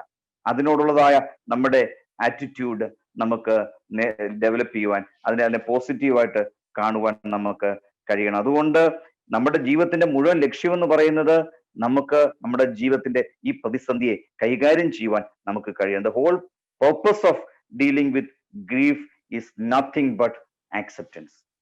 അതുകൊണ്ട് ക്രിസ്തു ആയിരുന്നു ഏറ്റവും വലിയ സൈക്കോളജിസ്റ്റ്. ക്രിസ്തു എന്താണ് പറഞ്ഞത്? Blessed are the peacemakers, blessed are the peacemakers for they will be called the children of God. സമാധാനം ഉണ്ടാക്കുന്നവരാണ് ഭാഗ്യവാന്മാർ. ആർക്കാണ് ഉണ്ടാക്കാൻ പറ്റുന്നത്? ആ ജീവിതത്തിന്റെ നഷ്ടങ്ങൾ എന്താണ്, ജീവിതത്തിന്റെ പ്രതിസന്ധികൾ എന്താണ്, എവിടെയാണ് ജീവിതത്തിൽ വേദന ഉണ്ടാക്കുന്നതായ കാര്യങ്ങൾ എന്നുള്ളത് തിരിച്ചറിയാൻ കഴിയുന്നവർക്കാണ്. അത് തിരിച്ചറിയാൻ കഴിയുന്നവർക്ക് അവരുടെ ഹൃദയത്തിൽ they can create peace within themselves. സ്വയമായിട്ട് അവരിൽ ദൈവത്തിന്റെ സമാധാനത്തെ അവർക്ക് സൃഷ്ടിക്കുവാൻ കഴിയും. അതുകൊണ്ട് നമ്മൾ മനസ്സിലാക്കേണ്ടത് the faith in God would help us to accept the reality and also would help us to understand the divine purpose behind each situation. ഓരോ സംഭവങ്ങളുടെയും പിന്നിലുള്ളതായ ദൈവിക പദ്ധതികളെ തിരിച്ചറിയുക എന്നുള്ളതാണ് ഒരു ക്രിസ്ത്യാനിയുടെ ഉത്തരവാദിത്വം. അപ്പൊ ആ തിരിച്ചറിവ് മുമ്പോട്ട് നമ്മളെ ബലപ്പെടുത്തണം. ആ തിരിച്ചറിവാണ് നമ്മുടെ ജീവിതത്തിൽ യഥാർത്ഥമായ ഒരു ശക്തി എന്ന് പറയുന്നത്. സങ്കീർത്തനക്കാരൻ പറയുന്നുണ്ട്, 34-ാം സങ്കീർത്തനം, ഹൃദയം നുറുങ്ങിയവർക്ക് യഹോവ സമീപസ്ഥൻ, മനസ്സ് തകർന്നവരെ അവൻ രക്ഷിക്കുന്നു. അപ്പം ഹൃദയം നുറുങ്ങിയവർക്ക്, ദുഃഖത്തിൽ ഇരിക്കുന്നവർക്ക്, പ്രയാസങ്ങളിലൂടെ കടന്നു പോകുന്നവർക്ക് യഹോവയാണ് സമീപസ്ഥൻ. ഇതാണ് നമ്മുടെ വിശ്വാസം. അപ്പൊ ഒരു പ്രതിസന്ധി അത്യന്തികമായി നമ്മളെ തളർത്തിക്കളയത്തില്ല. മാർത്ത ലാസറിന്റെ കല്ലറയിൽ വെച്ച് ലാസറിന്റെ സഹോദരികളോട് ക്രിസ്തു പറയുന്നുണ്ട്, if you believe you will see the glory of God. നീ വിശ്വസിച്ചാൽ ദൈവത്തിന്റെ മഹത്വം കാണും. അപ്പോൾ നമുക്ക് ആ ഒരു വിശ്വാസത്തിലേക്കാണ് വരേണ്ടത്. ഇസ്രായേൽ ജനത്തോട് അതാണ് പറയുന്നത്, വെള്ളത്തിൽ കൂടി കടന്നാലും നീ കടക്കും. അതാ ഞാൻ പറഞ്ഞത്, നമ്മളെ ജനിക്കുമ്പോൾ മുതൽ നമ്മൾ വരുന്ന ഒരു ഇമോഷണൽ സ്റ്റേറ്റ് ആണ് ഈ ഗ്രീഫ് എന്ന് പറയുന്നത്. പക്ഷെ അത് നമ്മളെ ഒരിക്കലും തളർത്തിക്കളയാൻ പാടില്ല. ആ സിറ്റുവേഷൻ നമ്മൾ കിടക്കാൻ പാടില്ല. അതിനെ നമ്മൾ അതിജീവിക്കണം. അതിൽ നിന്ന് ഒരു ഉയർത്തെഴുന്നേൽപ്പ് നമുക്ക് ആവശ്യമാണ്. അതാണ് ക്രൂശ് നൽകുന്ന പ്രത്യാശ. ആത്യന്തികമായ നാശമല്ല ക്രൂശ്, മറിച്ച് അത് ഉയർപ്പിലേക്കുള്ളതായ ഒരു പ്രത്യാശ നമുക്ക് നൽകുന്നതാണ്. വീണ്ടും 147-ാം സങ്കീർത്തനം 3-ൽ പറയുന്നുണ്ട്, മനം തകർന്നവരെ അവൻ സൗഖ്യമാക്കുകയും അവരുടെ മുറിവുകളെ അവൻ കെട്ടുകയും ചെയ്യും. അപ്പോൾ ഇത് ദൈവത്തിലുള്ളതായ നമ്മുടെ വിശ്വാസം. ഞാനൊരു ചെറിയ തെറാപ്പിയുടെ പറഞ്ഞ് നിർത്തുകയാണ്. പാവ്ലോവിയൻ ക്ലാസിക്കൽ കണ്ടീഷനിങ് എന്ന് പറയും. പാവ്ലോവിയൻ ക്ലാസിക്കൽ കണ്ടീഷൻ ബിഹേവിയർ തെറാപ്പിയിലെ ഒരു ട്രീറ്റ്മെന്റ് മെത്തേഡാണ്. അത് ഒരു സിമ്പിൾ ഒരു ടെക്നിക്കാണ് അദ്ദേഹം ഉപയോഗിച്ചിരിക്കുന്നത്. അതായത് അദ്ദേഹം ഒരു തിയറിയിൽ കൂടെ ഒരു നായിലാണ് പരീക്ഷണം നടത്തിയത്. ഒരു നായ്ക്ക് ഫുഡ് കൊടുക്കുക എന്ന് പറയുന്നത് അൺകണ്ടീഷണൽ സ്റ്റിമുലസ് ആണ്. ഒരു നായയുടെ മുമ്പിൽ ഒരു പാത്രം ഇറച്ചി വെച്ചാൽ, ഒരു ഡോഗിന് നമ്മൾ ഫുഡ് പെല്ലറ്റ് കൊടുത്താൽ ഇറ്റ്സ് അൺകണ്ടീഷണൽ സ്റ്റിമുലസ്. അവിടെ ഒരു ന്യൂട്രൽ സ്റ്റിമുലസ് അദ്ദേഹം ഉപയോഗിക്കാണ്, ബെൽ. ഒരു ബെല്ല് ഒരിക്കലും ഒരു സ്റ്റിമുലസ് ഉണ്ടാക്കുന്നതല്ല ഒരു നായ്ക്ക്. പക്ഷേ അദ്ദേഹം എന്ത് ചെയ്തു? അദ്ദേഹം ഈ നായ്ക്ക് ഫുഡ് പെല്ലറ്റ് കൊടുക്കുന്നതിന് മുമ്പ് ഈ ബെല്ലടിക്കും. ഇന്ന് ബെല്ലടിച്ചു, നായ്ക്ക് ഫുഡ് പെല്ലറ്റ് കൊടുത്തു. നാളെയും ബെല്ലടിച്ചു, ഇതിന് ഫുഡ് പെല്ലറ്റ് കൊടുത്തു. അങ്ങനെ ഒരാഴ്ച കഴിയുമ്പോൾ എന്താകും? ഇതൊരു കണ്ടീഷനിങ് ആണ്. ആ കണ്ടീഷനിങ്ങിന്റെ സമയത്ത് ഈ ബെല്ലെന്ന് പറയുന്നത് ഇസ് എൻ അൺകണ്ടീഷണൽ റെസ്പോൺസ്. ആദ്യം ഇതൊരു റെസ്പോൺസ് ഉള്ളതല്ല, പിന്നെ ഒരു അൺകണ്ടീഷണൽ റെസ്പോൺസ് ആണ്. After conditioning this dog, bell become A conditional response, അല്ലെ? അതായത് the moment he started ringing the bell, the dog started saluting. So the neutral stimulus or response become a conditional response. അപ്പൊ നായെ സംബന്ധിച്ചിടത്തോളം bell അടിക്കുമ്പോൾ എന്തുണ്ടാകും? ഇതിന്റെ വായിൽ saliva വരാൻ തുടങ്ങും. So neutral response become a conditional response. അപ്പൊ പലപ്പോഴും നമ്മുടെ ഒക്കെ ജീവിതത്തിൽ നമ്മുടെ ബിഹേവിയർ ഡെവലപ്പ് ചെയ്യുന്നതാണ്. മാൽഡാപ്റ്റീവ് ആകുന്നത് അങ്ങനെയാണ്. പലപ്പോഴും കണ്ടീഷണലായിട്ട് അങ്ങ് മാറുക. ന്യൂട്രൽ സ്റ്റിമുലസുകൾ ന്യൂട്രൽ റെസ്പോൺസുകൾ കണ്ടീഷണൽ റെസ്പോൺസുകളായിട്ട് അങ്ങ് മാറുകയാണ്. അപ്പോൾ അവിടെയാണ് ഈ ട്രീറ്റ്മെന്റ് ന്യൂട്രൽ റെസ്പോൺസ് ആണ് കണ്ടീഷണൽ റെസ്പോൺസ് ആയിട്ട് മാറുന്നത്. അപ്പോ the conditional stimulus, that is the bell, is previously a neutral stimulus, but after becoming associated with the conditional stimulus eventually comes to trigger a conditional response. അപ്പോൾ ഇവിടെ നമ്മൾ തിരിച്ചറിയേണ്ടത് stimulus is a fact. അതായത് നമ്മുടെ ജീവിതത്തിൽ ചില നഷ്ടങ്ങൾ, ചില പ്രതിസന്ധികൾ, എന്നാൽ അതിന്റെ റെസ്പോൺസ്, അതിനെ മനുഷ്യന് നിയന്ത്രിക്കാൻ സാധിക്കും. We have the freedom to choose between stimulus and response. Between stimulus and response, human being have the freedom. ഇതാണ് നമ്മൾ തിരിച്ചറിയുക. അപ്പോൾ നമ്മുടെ ജീവിതത്തിലെ പ്രശ്നങ്ങളല്ല അതിന് കൊടുക്കുന്നതായ ഇന്റർപ്രിട്ടേഷൻസ് ആണ്. അതിനെ നമുക്ക് കൈകാര്യം ചെയ്യാൻ. അതാണ് ക്രിസ്തു പറഞ്ഞത്, സമാധാനം ഉണ്ടാക്കുന്നവർ ഭാഗ്യവാന്മാർ. ജീവിതത്തിന്റെ എല്ലാ കഷ്ടതകളും നഷ്ടങ്ങളും പ്രയാസങ്ങളും ഒക്കെ ജീവിതത്തിൽ ഉണ്ടാകും. അത് ആരംഭിച്ചത് തന്നെ അമ്മയുടെ ഉദരത്തിൽ നിന്ന് വന്നപ്പോൾ മുതൽ ആരംഭിച്ചതാണ്. പക്ഷേ അതിനെ ദൈവാശ്രയത്തിൽ, ദൈവത്തോടുള്ള വിശ്വാസത്തിൽ, ദൈവത്തോടുള്ള ബന്ധത്തിൽ നമുക്ക് കൈകാര്യം ചെയ്യുവാൻ കഴിയണം. ഞാൻ ഒരു ജീവിത കഥ പറഞ്ഞു. വിക്ടർ ഫ്രാങ്ക്ലിൻ എന്ന് പറയുന്നതായ ഒരു സൈക്കോളജിസ്റ്റ്, ഒരു യഹൂദനായിരുന്നു. നാസി കോൺസെൻട്രേഷൻ ക്യാമ്പിൽ ഉണ്ടായിരുന്നു. അദ്ദേഹത്തിന്റെയാണ് ലോഗോതെറാപ്പി. അദ്ദേഹം നാസി കോൺസെൻട്രേഷൻ ക്യാമ്പ് എന്ന് പറയുന്നത് ലോകത്തിൽ ഏറ്റവും ഹൊറിബിൾ ആയിട്ടുണ്ടായിരുന്ന ഒരു കോൺസെൻട്രേഷൻ ക്യാമ്പ്. അതായത് റിലേറ്റീവ്സിനെ ആദ്യം അവിടെ മരിക്കുന്നവനാ ഭാഗ്യവാൻ. കാരണം റിലേറ്റീവ്സിന്റെ അടുത്ത ബന്ധുക്കളുടെ, സ്നേഹിതരുടെ, ഉറ്റവരുടെ ഒക്കെ മരണം മുമ്പിൽ കാണുക. അതിന്റെ ചാരം വാരുന്നത് ബന്ധുക്കളായിരുന്നു. ഇദ്ദേഹം അതെല്ലാം കണ്ടു. ഭാര്യ, അപ്പൻ, അമ്മ, ഒരു ബ്രദർ, ഇത്രയും പേര് പല സമയത്തായിട്ട് മരിച്ചു. ഒരിക്കലും അവിടുന്ന് രക്ഷപ്പെടാൻ കഴിയത്തില്ല. അദ്ദേഹത്തിന്റെ ഇമോഷൻസിനെ കൺട്രോൾ ചെയ്യാൻ പറ്റും. ആ ക്യാമ്പിൽ രക്ഷപ്പെട്ട ഒരു യഹൂദനായിരുന്നു വിക്ടർ ഫ്രാങ്ക്ലിൻ. അദ്ദേഹം ഒരു അധ്യാപകനായിരുന്നു. അദ്ദേഹം പറഞ്ഞത് ആ ക്യാമ്പിൽ അദ്ദേഹത്തെ ഇട്ടിരുന്നതായി ആ ഇരുട്ടറെ അദ്ദേഹം ഒരു ക്ലാസ് റൂമായിട്ട് കൺവേർട്ട് ചെയ്ത് കഴിയുമ്പോൾ ക്ലാസ് റൂം ആണെങ്കിൽ ഓട്ടോമാറ്റിക്കലി ആടുണ്ടാവും, സ്റ്റുഡൻസ് ഉണ്ടെങ്കിൽ അവരെ പഠിപ്പിക്കണം. അദ്ദേഹം പറഞ്ഞത് ആ കോൺസെൻട്രേഷൻ ക്യാമ്പിലെ പട്ടാളക്കാരെക്കാട്ടിലും മാനസിക സ്വാതന്ത്ര്യം അനുഭവിച്ച ഒരാളാണ് ഈ വിക്ടർ ഫ്രാങ്ക്ലിൻ എന്നാണ് പറഞ്ഞത്. റൂസ്വെൽറ്റ് എന്ന് പറയുന്ന സൈക്കോളജിസ്റ്റ് പറയുന്നുണ്ട്, no one can hurt you without your consent. നാം അനുവദിക്കാതെ ആർക്കും നമ്മെ വേദനിപ്പിക്കാൻ പറ്റും. അപ്പൊ നമ്മുടെ ജീവിതത്തിലെ ഉണ്ടാകുന്ന പ്രശ്നങ്ങളല്ല നമ്മളെ തളർത്തുന്നത്. Grief is a fact, loss is a fact. അത് ദുഃഖത്തിലേക്ക് നയിക്കാൻ ഇടയാകാതെ ദൈവത്തിലുള്ളത് പ്രത്യാശയിൽ കർത്താവ് പറഞ്ഞതുപോലെ നീ വിശ്വസിച്ചാൽ ദൈവത്തിന്റെ മഹത്വം കാണും. ഏത് പ്രതിസന്ധിയും കടന്നു പോകും. എല്ലാം ജീവിതത്തിൽ ഉണ്ടാകുന്ന യാഥാർത്ഥ്യങ്ങളാണ്. അവയെ അക്സെപ്റ്റ് ചെയ്യാനുള്ളതായ ഒരു കഴിവ് നമുക്കുണ്ടാകണം. ഇവിടെ 60s മുതൽ വന്നിട്ടുള്ള മുതിർന്നവരൊക്കെ ഉണ്ടെന്ന് ഞാൻ വിശ്വസിക്കുന്നത്. കാനഡയിൽ മൈഗ്രേറ്റ് ചെയ്ത് എനിക്കൊരു 80s മുമ്പും 80s ഒരു 90s മുമ്പ് കല്യാണം കഴിച്ചവര് ഇവിടെ ഉള്ളവരൊന്ന് ഓർക്കുക, പ്രത്യേകിച്ച് സ്ത്രീകൾ. നിങ്ങളും ഒപ്പം നിങ്ങളുടെ ആദ്യമായിട്ട് നിങ്ങൾ കാനഡയിലേക്ക് പോന്നപ്പോൾ ഒരു 80s വരെ ഞാൻ വിശ്വസിക്കുന്നു, 90s കാണും, ഇപ്പോഴും ഉണ്ട്, പക്ഷെ ഇപ്പൊ കുറവായോണ്ടാണ്. എന്റെ ഈ ജനറേഷനിലേക്ക് വന്നു കഴിഞ്ഞപ്പോൾ ഇതൊക്കെ കുറഞ്ഞു. ഇപ്പൊ നമ്മുടെ നാട്ടിൽ ഒരു ചോദ്യം നിങ്ങളോട് എനിക്കുള്ളത്, നിങ്ങളുടെ പോകുന്ന സമയത്ത് നിങ്ങളുടെ പേരൻസ് പാടി ഒരു പാട്ട് ഓർക്കുന്നു? നാട്ടിൽ വെച്ച് നമ്മുടെ വീട്ടിൽ നിന്ന് ആദ്യമായിട്ട് കാനഡയ്ക്കുള്ള യാത്ര, അല്ല ചിലപ്പോൾ നിങ്ങൾ ആദ്യമായിട്ട് വീട് വിട്ട് ദൂരെ പഠിക്കാൻ പോയപ്പോൾ, അല്ലെങ്കിൽ പെൺകുട്ടികളെ വിവാഹം കഴിക്കുന്ന സമയത്ത് അപ്പന്മാർ പാടുന്നൊരു പാട്ട്, എന്നോടുള്ള നിൻ സർവ്വ നന്മകൾക്കായി ഞാൻ എന്തു ചെയ്യേണ്ടു പരാ. ഓർക്കുന്നുണ്ടോ? എത്ര പേരുടെ വീട്ടിൽ ഈ പാട്ട് പാടിയിട്ടുണ്ടാകും? നല്ലൊരു ശതമാനം പേരുടെയും വീട്ടിൽ ഈ പാട്ട് പാടിയിട്ടുണ്ടെന്ന് ഞാൻ വിശ്വസിക്കുന്നത്. ആ പാട്ടിന് ഒത്തിരി പ്രത്യേകതയുണ്ട്. ഒന്ന്, അവിടെ ഒരു സങ്കടമുണ്ട്, ഒരു വേർപിരിയൽ ഒത്തിരിയാണ് സംഭവിക്കുന്നത്. ഒന്നീ മകളോ ദൂരേക്ക് പോകുന്നു, അല്ലെ മകളെ കെട്ടിച്ചു വിടുന്നു, ഒരു വേർപിരിയലുണ്ട്.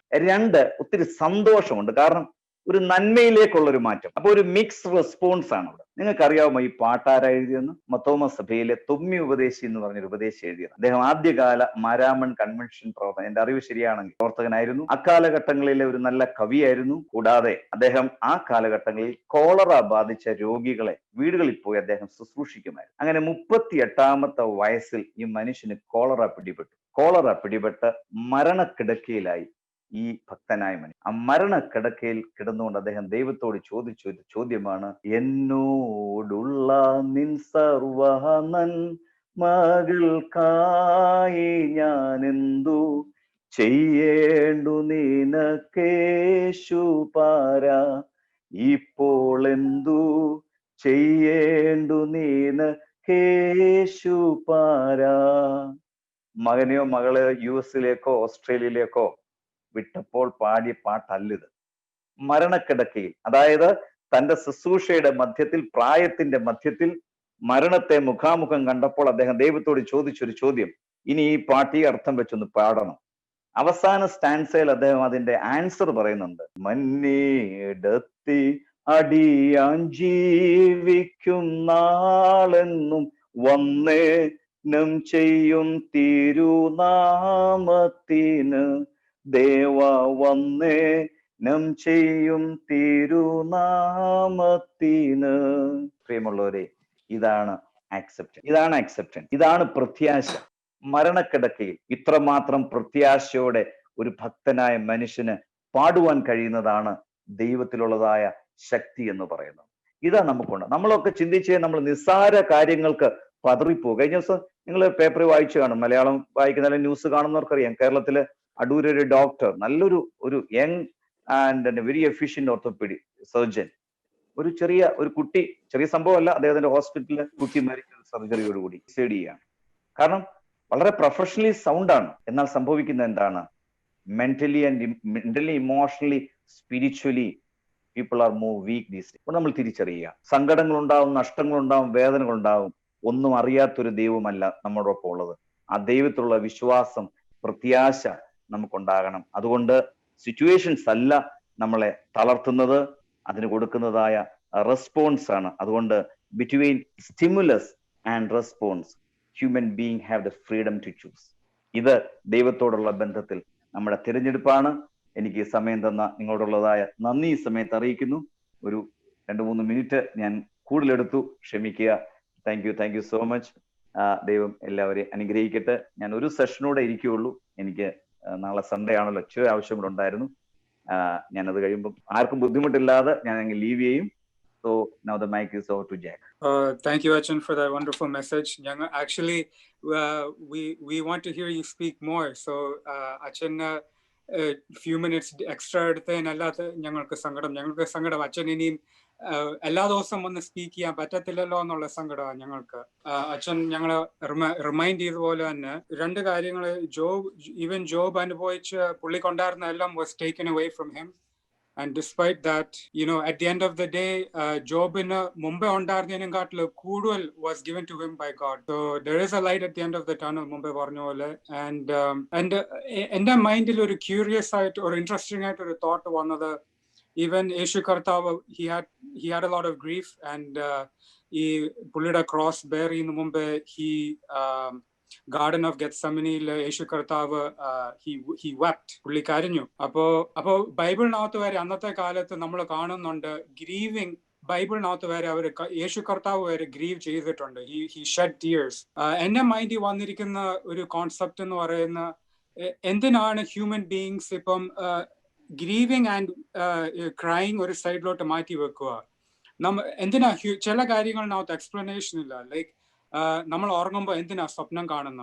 അതിന് ആർക്കും ഒരു എക്സ്പ്ലനേഷൻ ഇല്ല. Why do we dream? We don't know. അപ്പോ നമ്മളെ കണ്ണുനീര് വരുന്നത്, is there a functional explanation or scientific explanation? No.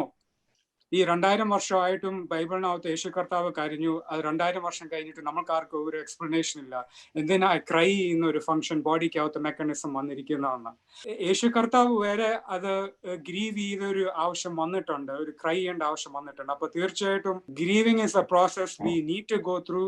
അത് നമുക്ക് അവോയ്ഡ് ചെയ്യാൻ പറ്റത്തില്ല. ബട്ട് യേശു കർത്താവ് ഉയരപ്പെട്ടതുപോലെ എല്ലാവരും അക്സെപ്റ്റ് ചെയ്യുമ്പോൾ we are able to overcome the grief so much more better, so much more quicker. അപ്പോൾ ultimately അതാണ് goal. So we have 2 more experts coming to help us understand a little bit better of what is the best way to potentially to accept the grief, so that we can move beyond grief, because we don't want grief to be something that leads to depression for the rest of our life, right? So we want to see the light of the end of the tunnel. And so our next speaker is a social worker. She's been practicing as a social worker in Toronto, Canada since 2005. Currently, she works as a social worker and team lead at Week3 Community Health Center in Toronto. She completed her MSW from Loyola College of Social Sciences in Trivandrum in 1997. She also completed her certificate in couple and family therapy from the University of Guelph here in Canada in 2010. So she has over 20 years of experience in the areas of adoption, university student counseling, family services, children's mental health, and community mental health. And she provides individual, couple, family, and group therapy. So she has a lot of experience with this. And in her current role, she's providing counseling services to adults and seniors, especially with chronic conditions such as chronic pain. So I'd like to, and also I think a lot of you might know Bindu Auntie, because Bindu Auntie and her husband, Prasad Uncle, they're very active in volunteering in the community. So, it's my great pleasure to invite our next speaker, Bindu Elizabeth Prasad, to speak next. Thanks, Jack, for the introduction. Thank you to St. Ignatious Knanaya Jacobite Church, Toronto, for giving me this opportunity to present. Earlier, I know Jibin Achan also introduced me, so thank you, Jibin Achan, if you're here. And thank you so much, Thomas Acha, for sharing your spiritual insights in managing grief. A warm hello to everyone. My topic today is COVID-19 from a grief and loss perspective. And it will also touch upon the same points as mentioned by Jack and Thomas Achan. There is some overlap here. Please note that I'm not sharing as an expert like Jack keeps saying, I don't think we can be an expert in this topic or any topic. I'm just sharing as a social worker. And I've used a PowerPoint presentation to help me help me here. So Prasad will help me moving the slides. And, for those who are on the phone, Jack will email you the PowerPoint presentation. I think Jack is also in the process of making an email list, right? Yes, I am. I'll share that actually in the middle of the seminar or towards the end. Sure, thanks. So this topic is very relevant to what we are experiencing these days. We hear so much about the increase in mental health issues, in stress, stress, relationship issues, domestic violence, workplace stress, etc. So it's so important for us to recognize the different emotions and feelings that we are going through. Self-awareness is the first step to managing our stress. Hence, it's necessary for us to identify our feelings and recognize the underlying thoughts that lead to the feelings. And again, it's all from a social work perspective, counseling. When you go for counseling or psychotherapy or talk therapy, what different people call it different way, right? So this is the conversation you can expect. And remember, this stress is a very personal experience. And we're not going through details today, but we'll just generally look. This is just going to be a general, a general perspective for today. So we can move to slide 2. Yeah, so what can we expect today? Now, as a social worker, I usually facilitate groups. Groups always have some sort of interaction. So I hope that there will be some sort of interaction today. What you can do is maybe, maybe you can grab a pen and paper for yourself. So I will be asking you to reflect and you can write it down. You don't have to share everything that you, write down. If you want to, you can use a chat feature here if you're familiar with that. So do grab pen and paper. And if you want to share, like you said, the chat feature is here. At the end, we may get some time for questions and questions or discussions. Remember, I may not always have an answer for you today for whatever reason, because of time, or maybe I may not know, right? So send your questions to Jack, or Jack will just compile the questions, and I will get back to you around that. Some of you may not feel like interacting too, and that's okay. Okay, so just giving you permission. Secondly, this topic may cause some level of discomfort. Now, I know Achin talked about it. This was, he also mentioned that, the week 1 of this seminar, right? Like there's always some sort of discomfort. I just want to normalize that. It's normal to feel discomfort, and it's okay. So the intensity of the discomfort may differ for each one of us. A few of us may be able to manage the uncomfortable feelings or the discomfort or the uneasiness. Some of us may struggle with the discomfort. Okay, so when we recognize that we are, we don't feel so good about it, and we don't know how to manage it, maybe it's a good idea to talk to someone. It could be a professional, it could be formal support, or informal support, or somebody, so basically someone you trust, right? So Jack mentioned that, there is a few social workers or healthcare providers in this group who can help you also. So keep that in mind. There are people, volunteers here, and you can always talk to your priest. So moving to slide 3. So what I'll do is we'll start with an activity. Okay, it's called a circle of support. I'm just calling that and the disclaimer here is that it's not my activity. I didn't make this up. I borrowed this activity from the web. So if you have your pen and paper ready, we can start. So I want you to draw a circle. Okay, just like the small circle you see on the screen here, and write down the names of the people who you feel most close to. So these are people who you trust, and you can go to them for any help. And these are people whom you confide in, and they know everything about you, or most of you, most that's happening to you, because you share everything with them. Examples of this, and these are only my examples, it could be different for different people. These, they will be names of family members from an immediate family circle, or it could be your best friends. Even if it is just one person, that's okay, right? It's not the quantity, it's not the number, right? It's what you have here. Even one person is fine. Now draw a bigger circle around the smaller circle and write down the names of people who you care about.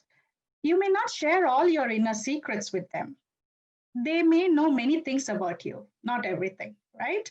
And they're reliable, so you trust them too. And they are, examples could be people in your extended family, your cousins, friends, church members, your church priest, etc. Now draw a larger circle around the two circles and write down the names of people who are part of your general support system. For example, these are people who know something about you. They may have some conditions attached to this support, right? For example, professional support. It could be your healthcare providers. There is strict boundaries in the relationship with them, right? So they could be your neighbors, your social workers, your doctors, even the largest system, right? People in the hospital, in your school system, even 911, right? So, or any larger support system. So the purpose of this activity is for you to recognize that you are not alone and you have some sort of support around you, right? Support system means a network of people who provide a person with practical or emotional support.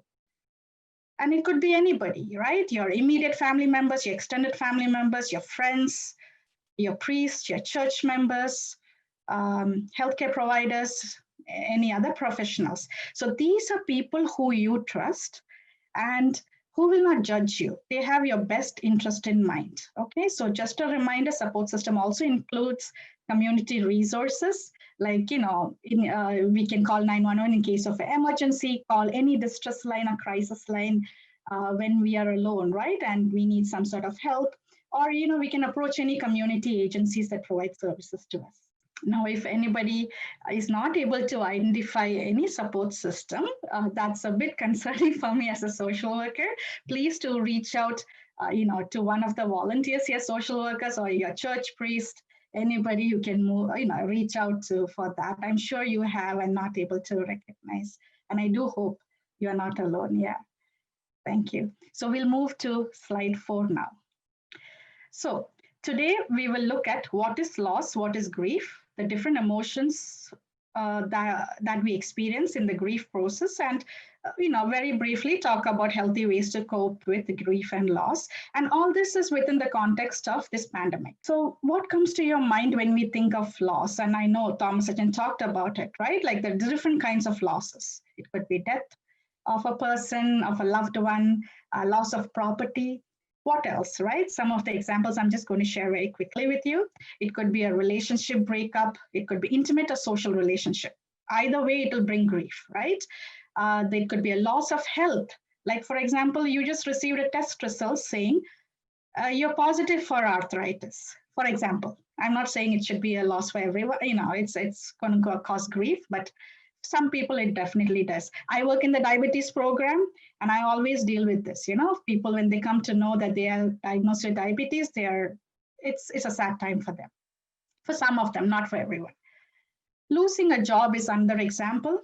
Loss of financial stability, immigration from one country to another, and Achan talked about that too. Loss of a cherished dream, something you always wanted to do and you're not able to. Or coming to know that your loved one is sick or they have a serious illness. Loss of a friendship I mentioned, loss of safety after a trauma, right? Like something dangerous happened. There was a shooting out in your neighborhood. So there is a loss of safety, right? Some loss of safety. Even moving home, selling your family home, going to a different home, that can also create some sort of loss there. So basically, loss can be an experience of anything. It can be tangible, like you can see it, or it could be something that's really hard to quantify, like change in lifestyle. What we are going through right now, right? Change, we are forced to change because of things that are beyond our control. So loss is a very personal experience. What is lost to one person may not be lost to another. Any lifestyle change causes loss. So like I said, moving from home or graduating from college, so you finish college and you're moving into something else, or changing jobs. So I want you to spend a minute or two to reflect on the losses that we saw around us during this pandemic period. So it can be a loss we experienced or a loss that we saw or witnessed in our friends or family circle or in the community, right? So maybe you want to write your thoughts in the paper. You can also share it in the chat if you're familiar with the chat system or you want to share, or you can just, keep it to yourself. Okay, so we will move to slide 5. So some of the examples I can think about is about loss, right? Like, and this is what I have seen, what people have told me, and what I've experienced myself, right? Like some examples of loss are not able to visit friends or family, that's restrictions placed on socialization, right? Like, especially if you're used to, moving around in large numbers or having, going to large get-togethers, and there's restrictions there now. Loss of freedom, right? Like you cannot just go into a grocery store. I mean, only if you want something, right? You're going only once in a week, once in 2 weeks. Some people are not going to the grocery at all. They're just ordering things from out. And these are all done to keep us safe. However, it's, we have to change, right? For some people, it's not being able to hug our loved ones, right? Not being able to travel. Right now we can travel for essential reasons, but if you want to take trip somewhere, right, into a different country, we're not able to do that. Yes, social distancing, close of human fellowship. Yes, loss from the chat. I'm just reading. And no close movement, social distancing and isolation from friends. Yeah, you're missing the human touch. Thank you. Yes, the human touch, right? For some people, you're not able to dine in your favorite restaurant. Some people lost jobs. They are working on reduced hours. Loss of financial stability, loss of health. Some of us fell sick. We saw people falling sick, or maybe losing. We heard about people losing lives to COVID. So death, loss of life, anything. These are some examples that came up. Thank you for sharing on the chat. So when there's a loss, right? Any sort of loss, there's no big or small here, no right or wrong loss. It's your experience, it's your feeling, it's a loss, right? Basically a change.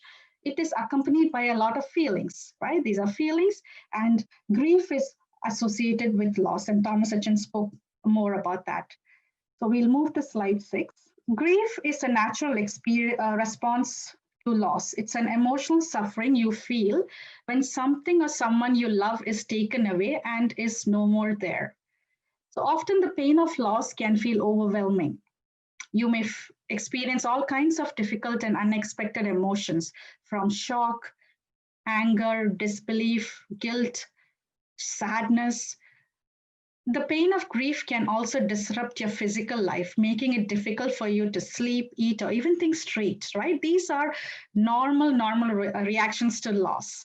And the more significant the loss is to you, the more intense your grief will be.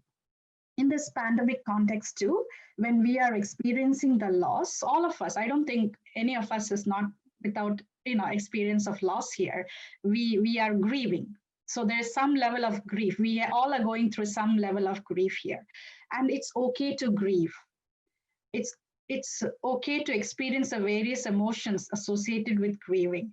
So please don't feel ashamed of your feelings. Okay, we just have to recognize it and live, and have to learn healthy way to cope with the feelings. So grieving is a highly individual experience. There is no right or way to grieve. I talked about that. Now, how you grieve, right? Like I said, it's it's an individual experience. So why do you grieve in this way? Why someone else grieving in a different way, even though the experience is the same? And the reason is because there's different factors that affect grief, right? It is your personality, your temperament. Temperament is something you grow up, you have within you, right? Your personality is something that keeps developing over the years, but temperament is something you've had, that's you're born with. Your coping styles, so different coping styles that you've learned over the years, right? All that affects the way you grieve.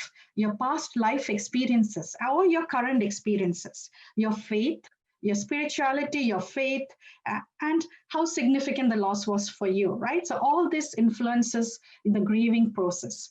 And inevitably, the grieving process takes time. Healing happens gradually. It can't be forced or hurried. So there's no normal timetable for grieving, okay? Some people may start to feel better in weeks. Some people, depending on what the loss is, in days. For some people, it is weeks. Some people, it takes months or years, okay? So trying to ignore your pain. So why is it so important that we need to talk about it and identify our feelings? Is if we are going to ignore our pain and to just keep it inside, or just bury it and not allow it to surface, then it will only make it worse in the long run. For real healing, it is necessary to face your grief and actively deal with it. We will move to slide 7. So what does grief look like? We go through different emotions when we grieve. So right after a loss, it can be very hard to accept what happened, right? We may feel numb.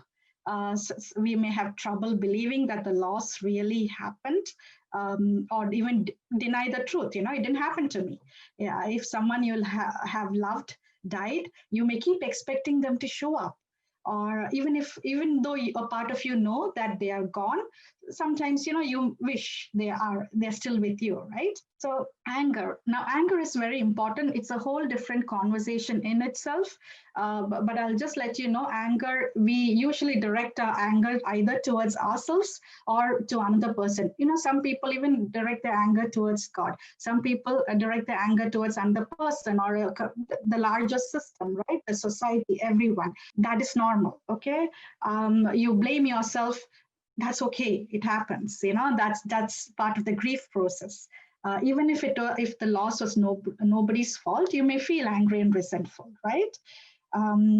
So profound sadness is also it's a most experienced symptom of grief. So with anger, you also experience sadness.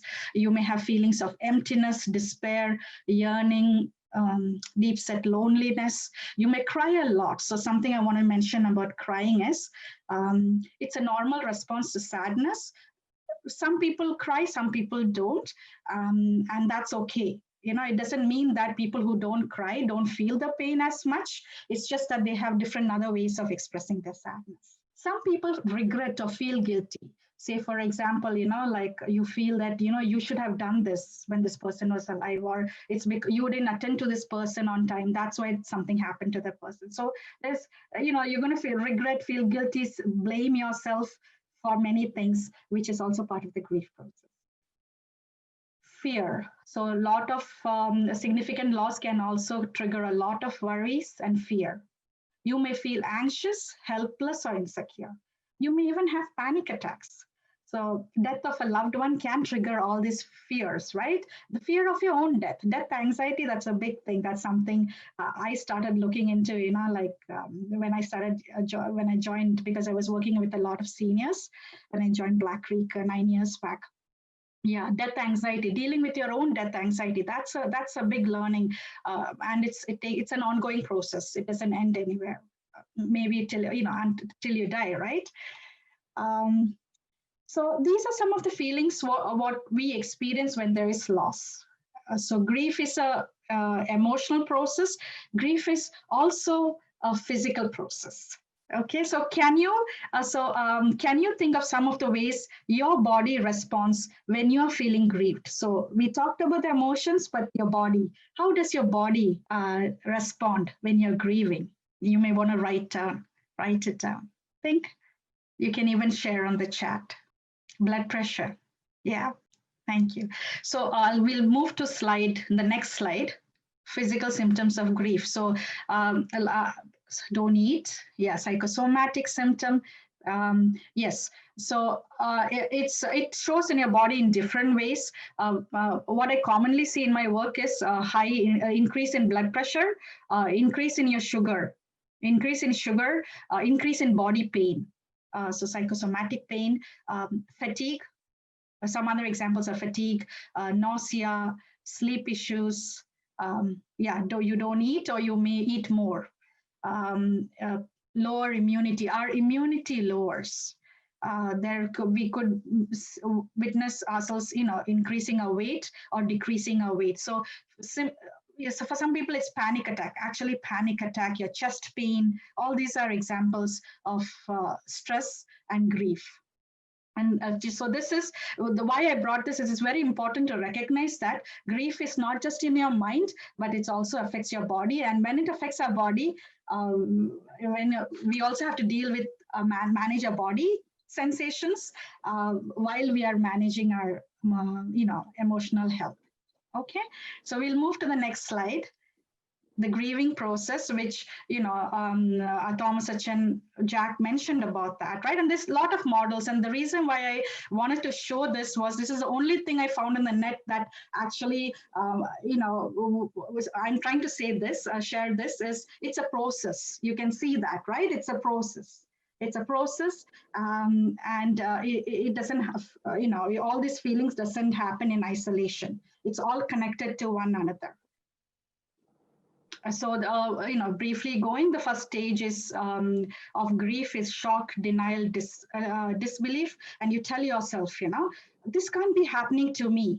And then after some time, you start to feel angry, and sad, right? So when you're feeling angry, you tell yourself, why is this happening? Why only to me? I hear this all the time. Why does it happen only to me? Or you blame other family members or people around you. You are the reason that this is happening to me. If it were not for you, I would not have been going through this experience, right? So you always put me in some sort of trouble. So these are the common sentences I hear when people are in this stage of anger. The next stage is sadness. I'm too sad to do. You recognize you're sad, and you're too sad to do anything, right? For some people, they start bargaining, right? They bargain with God or with themselves. They keep saying, or with other people, right? Make this happen. I will do this. Can you just change that, right? Can you get me back to where I was, or get me back to what I lost, right? Things like that's bargaining. So the last stage, and which Achan kept saying was is the stage of acceptance. That is, I am peace with what has happened. And then we can move on and make new plans. We will be not going back to the old normal. We are going to stick with the new normal, right? And that's the stage of acceptance. Now, grieving, it's a process. It's a process. We kind of go back and forth between these different emotions. And again, like I said, this is an individual and a personal experience, and there's no time frame for grieving. So, this does not mean that when we reach that final stage of acceptance that you see, right, in the picture, that we reach there and we move on. No. There will be times when we find yourself, feeling sad, getting angry, going back and forth. But more often, you will be at the stage of acceptance. Now, with this pandemic situation too, the hard reality is that our lives have changed. And now we have to live with this new normal. Right? So, I don't know if the last tab is clear to you in this slide, and I will read it out loud. It is what will help us in the grieving process, right? Is with information and communication. Information. So the more we know about, more we get educated on grief process, understanding our emotions, and we get the right emotional support and guidance and directions from formal or informal support, we'll be able to more successfully reach to the acceptance stage. So we are moving to the next slide. It's coping with grief. Yeah, so it's a time for a 1 minute activity. Because of time, I'm being very careful, mindful of that. So I want you to think about what are some of the ways you cope with your grief or stress. And what do you do? Or, in a different way, what do you do when you feel sad, right? You can also use a chat. So Jack says it's exercise, yes. Listening to music, journaling, sharing with loved ones, yes. Praying, being kind to myself, yes, very much. So we'll move to the next slide. So while grieving is, when we're grieving a loss, right, that's inevitable part of our life. You will be experiencing, whoever we are, we will all go through this process. We cannot run away from it. So, however, there are different ways to cope with the pain, right? And come in terms with your grief. And this will help us to pick up all the pieces and move on with the new normal. So, whatever your grief experience, it's important to be patient with yourself. Allow the process to naturally unfold. I'm repeating, there's no specific time frame for grieving. How long it takes differs from one person to another. So I'm just repeating again, moving on means that you have accepted your loss. But yeah, this is one thing I think is important to note, is that accepting your loss doesn't mean that you forgot about it. You will remember. But you can move on keeping the same memory. Okay, keeping the same memory, but you'll feel less emotional. The emotions will be less intense for you. It's not forgetting. Keep that in mind. So as we move on, these memories can become more and more integral to defining, it also helps define who we are as a person. So some of the healthy ways to cope is self-awareness. So identify your feelings. That's very, very important.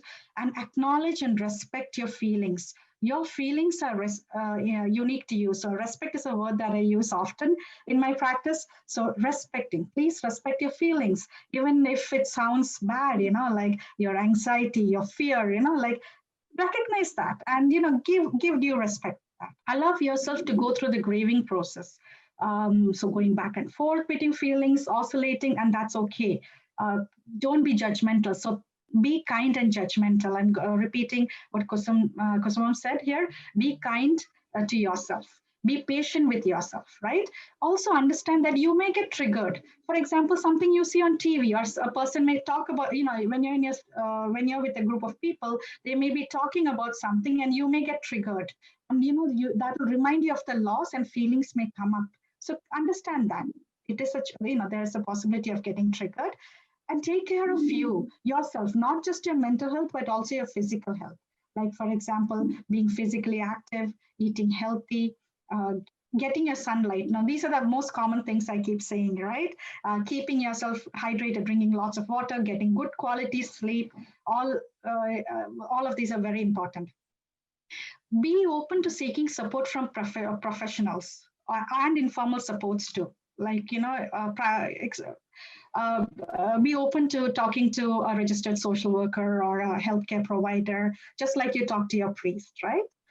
Set up your own support network. So remember the first activity I did with you around the circles, the circle of care support. So, that's very important.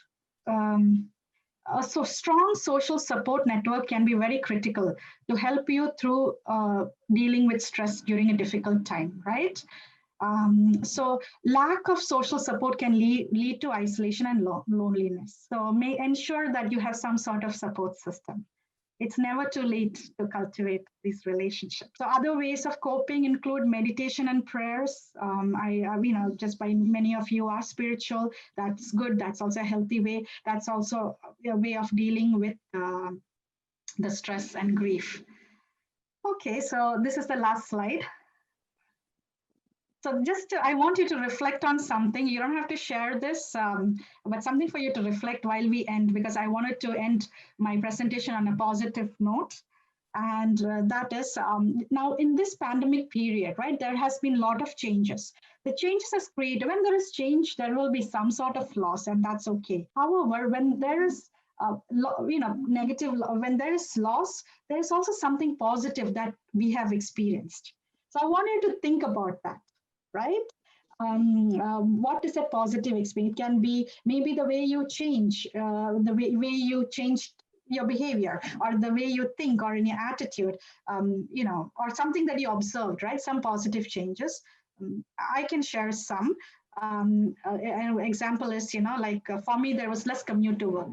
When I had to go to work, there's less commute, so less traffic. I'm not going to say, like I would. Not that I wish for COVID or anything. However, I'm just trying to see something positive that comes out of it. Okay, so or you can, the other way you want to word it is, what am I grateful for today at this time? Now, your health, your family, it could be anything. Okay, it's just write down before we move to the next presentation. So thank you so much. Feel free to share, ask questions. Not today. I'm very conscious of the time here, but send it to Jack, and Jack, I will get back to you. Jack will send me your questions or comments. If you want to share anything with me, I'm happy to. I volunteer in the community, and so I'm always happy to talk. So time to get to know your other family members. Yes, you got the time. Okay, you are answering to that, right? Because I can't see your name. It just says iPad, right? So with this pandemic period, you got more time to spend with your family members. That's true. True. I appreciate that. Yeah. Thank you, everyone. Thank you, Bintu Auntie. Oh, there's an echo. Okay, so what am I thankful for? Well, I'm thankful that we were able to listen to your wonderful presentation today. I know that even though some of the questions I was answering with my ideas on how I grieve, for example, I mentioned exercise, but actually when I read some of the other suggestions from the other audience members, it gave me ideas on what to do in the future. Like I can start journaling, or I can start listening. Like I never thought about all the different ways that human beings are processing grief. And I think, like I said before, introspection is very important because it helps us move so much more quickly through grief and process it, and ultimately get to the light at the end of the tunnel. And I think that hopefully today, by everyone listening to your presentation, we are that much more better equipped at processing grief. And I think just the fact of hearing you talking about it and seeing some of the feedback from the community, from the other audience members, is giving me ideas and making me more cognizant. Because at the end of the day, awareness is the empowerment for anything in life. And so I think we can move on to our third speaker for today.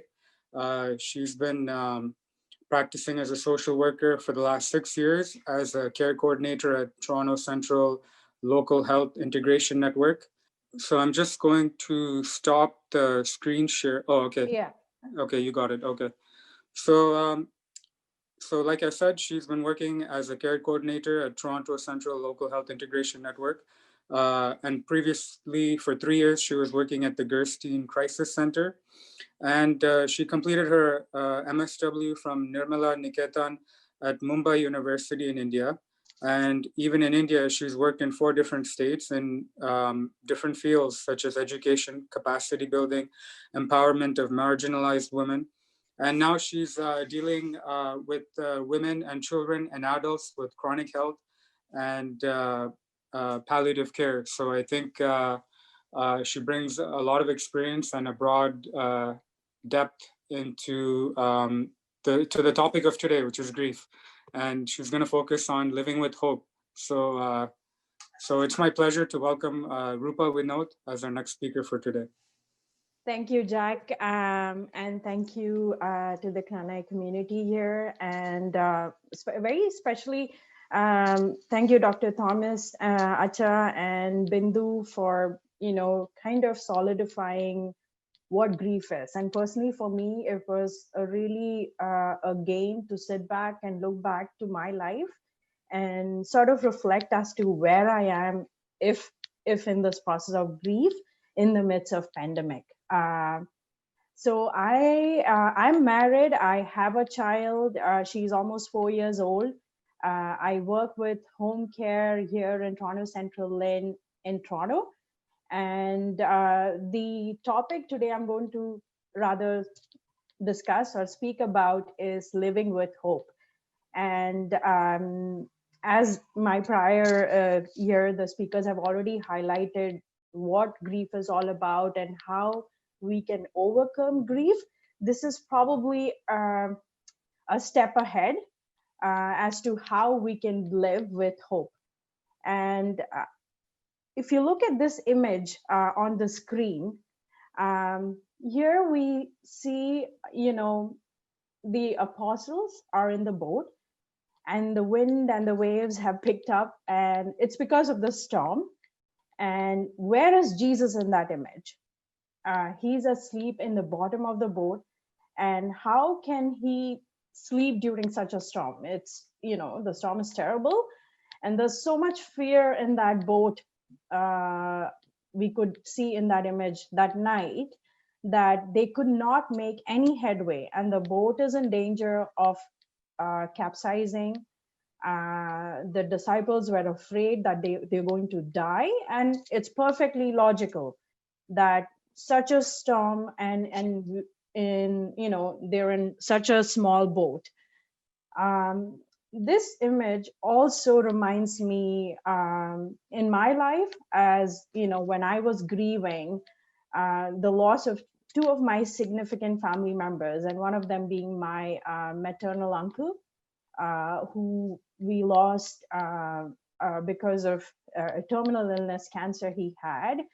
And he was young, he was successful, he was well settled in life and career and family life. Everything was going perfect for him, but this happened. And our whole family at that time, we were in that similar image. And I believe and I know that each one of us must have had some similar experience in our life, where we are capsized, we are in a storm, and this pandemic as well. For some of us, it's really hard, and for some of us, it's we are able to manage. But it feels like we are sort of in a storm. And going back to the image, Jesus is still sleeping, and how can he have such a peace during the storm? The disciples wake Jesus up with a jolt, and they ask Jesus, "Don't you care if we drown? We are drowning here. Don't you care?" They were in the boat with the creator of the universe, but they didn't understand. They didn't know yet that the true identity of the one who could sleep during that fierce storm, that's Jesus. Jesus got up and he said, "Peace, be still." And he wanted is peace amongst his disciples. The apostles or the disciples were afraid, but they could see how Jesus calmed down the storm. He also scolded them, saying, "Oh, you little faith, of little faith, why are you so afraid?" And the apostle could see how Jesus had that power. He claimed his allegiance to Abba Father, and in that midst of struggle and that storm, Jesus placed his trust in Abba Father. And in that chaos, Jesus and Abba Father, how he must have relayed, I assume, is, "I will never leave you. I will never forsake you." And we identify, especially our community, a Christian community, we identify ourselves as children of God, children of Abba Father. And think of a baby, like a small baby, like how the baby is on your arm, on a father's arm, or a grandparent's arm, or mommy's arm, how that baby is in peace, how you see that, and that image itself brings so much peace. That's how Abba Father or Jesus is to us. And Jesus said that unless we become those little children, we cannot enter the kingdom of heaven. So I'm kind of digressing, I know, but that's kind of the crux of this entire topic, is we need to gaze to him. We need our gaze to be fixed to him. And this verse from the book of Romans, chapter 5, verse 1-5.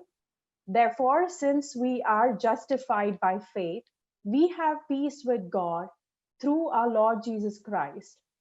Through him, we have obtained access to his grace, in which we stand, and we rejoice in hope of sharing the glory of God.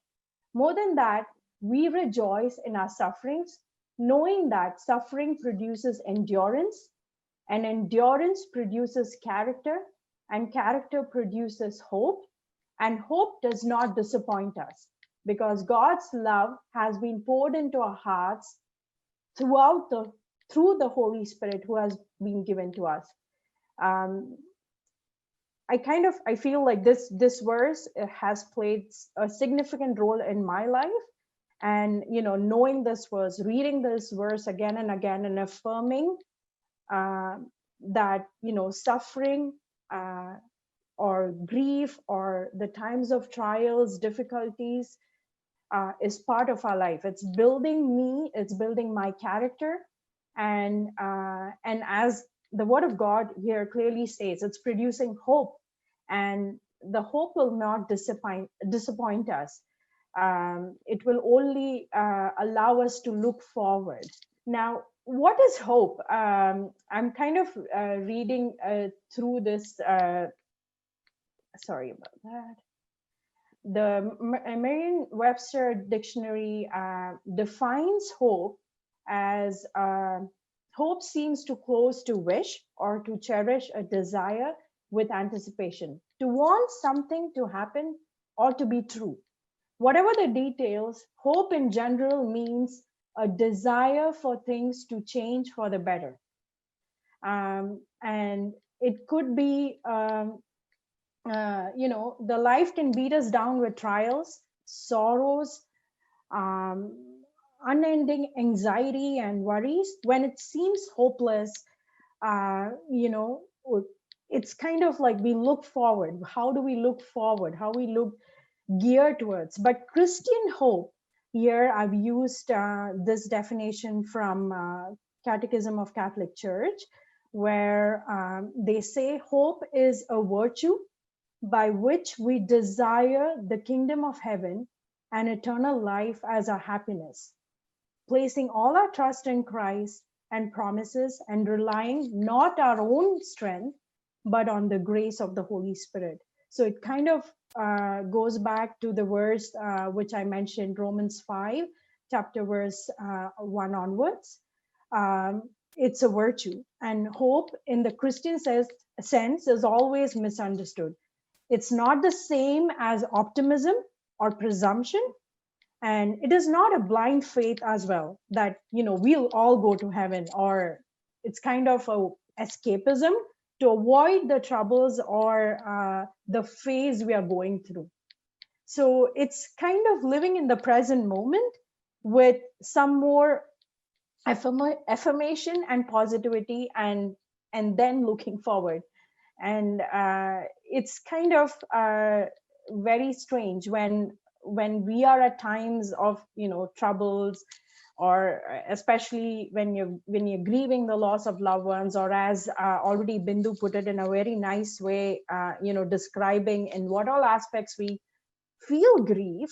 At that time, to have this virtue of hope, and to respond to the aspiration, to the happiness which God has placed in our heart for every man. It takes up the hope that inspires, men like you and I to move forward and to encourage our brothers and sisters in the community. Or if I'm married, encourage my husband, or encourage my parents or my children to move forward as a community and not to be discouraged. It sustains us, in this time, hope sustains us. It preserves us from selfishness. We are less selfish. We are led to happiness. And there's more charity, there's more love, there's more kindness when you develop this virtue of hope.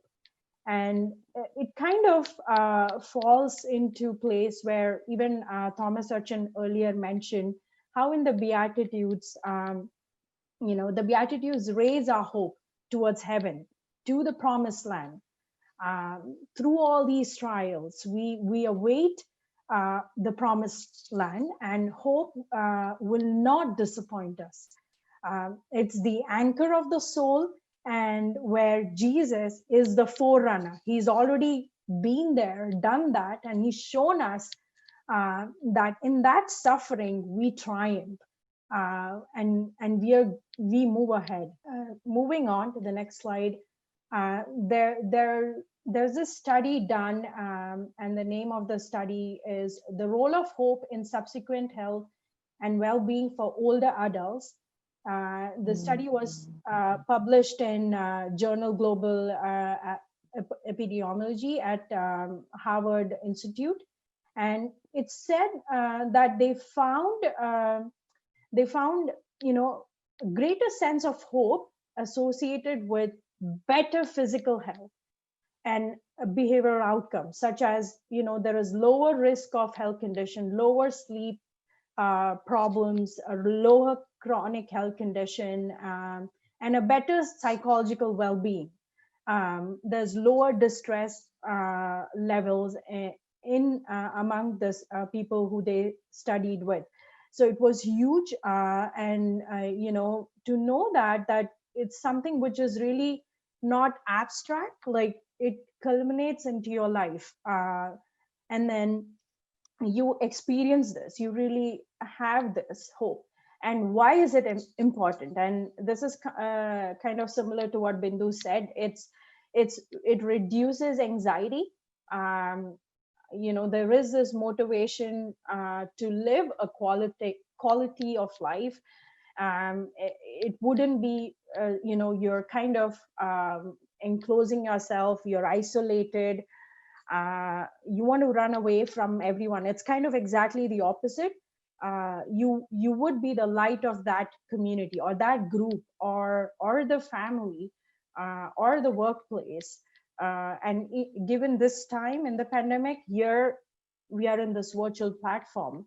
So it's kind of a privilege for me and for each one of us to, even in this midst of pandemic, use this Zoom platform and share this experience as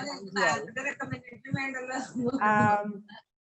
So I guess, yeah, there is. Sorry, I think I hear. Okay. So moving on to the next slide, a theologian, Thomas Aquinas. He was an Italian Catholic priest. He is well known as a doctor of Catholic Church. He described hope as a passion that follows upon apprehension of future good. It's difficult, but not impossible to attain. So we continue to strive to that. And yes, hope has three parts. There's willpower to change it. There should be a way power to change it, and a weight power to know when we don't see change happening. So in that study which I mentioned, there were people in their 30s and there were people in their 60s who were encountering hardship, whether it be a relationship between husband and wife, or relationship between, the in-laws, or getting a job, or, economic issues or health condition. That study found out that, the people at the age about 50, they faced several obstacles. And many of you who are here, I know that there's much more experience, life experiences, hardships and trials you all must have gone through in your life, but there was nothing which stopped you all. You continued your journey, and there might be some problems or some obstacles they might have not solved or resolved still, and you're in that journey of healing. And the losses you must have felt might have been pretty significant, but then you've moved on, as the stages of grief described in the previous presentation. So there needs to be a weight power, which is hope. There needs to be a type of hope that allows us to persevere even when we don't think this we could overcome. For example, the persevere. There are people who have conditions called Parkinson's, and the goal is not to die quickly. It's living with that disease and continuing to strive and have a quality life. And If I speak in the context of here, Canadian context, and in Toronto home care, the services we have for people with certain chronic condition to continue to have that qualitative life, you could access, services, also kind of build a community around you, even if you don't have a family member or a loved one around you. So you kind of have a virtual, or so to say, a community agency, or different people partnering in together to support that one person going through this trouble. So here it's in this context of my workplace, but as Bindu mentioned, we all have a support network. So that's our strength. And we cultivate resilience. We try to stay mentally fit, and we need to motivate each other. And this this image again brought out what it reads as, hold on, pain will end, and it has to end. It's not, probably for some of us it's a journey, but then it will end. And hope, it can be learned, and I know many of you were already learning or learned this through the practice of patience. It's an ability to tolerate delays. Hope-based intervention, it improves our tolerance to pain, to the perception of pain. It gives a sort of a courage. And I know, especially our community, the South Asian communities, and Malayalis especially, most of us here have been a migrant community, and how sort of a resilience and courage we have to face these hurdles in our life, and to be continuously persistent, and move ahead in life. And whether it be this close community y'all have, or your family and friends, or people at workplace, or in your universities or school, hope brings in a sort of a upliftment in your mood, fewer mental health symptoms, there's more engagement with family and friends, and you're more engaged in the community. You're volunteering, you're trying to spread that hope, you're trying to be a light in the community. And moving on, this I don't know how many of you are familiar with him, especially I assume here the folks here in Toronto in Canada would know him.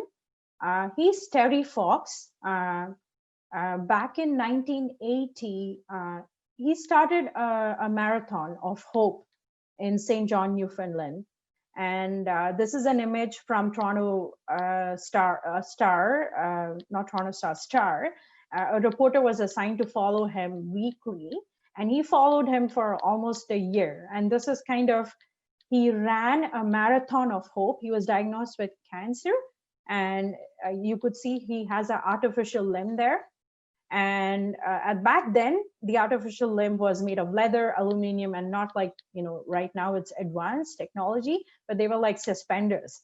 He ran with those artificial limb for almost 143 days until his cancer caught up to him, and he was 22. And I didn't know that when I was researching. He was just 22 when he died in 1981. And his impact is innumerable. We cannot even calculate as what we say here in Canada.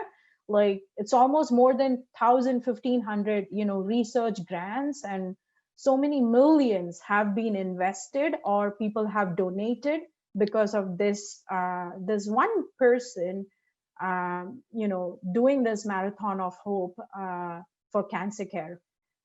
So that's amazing.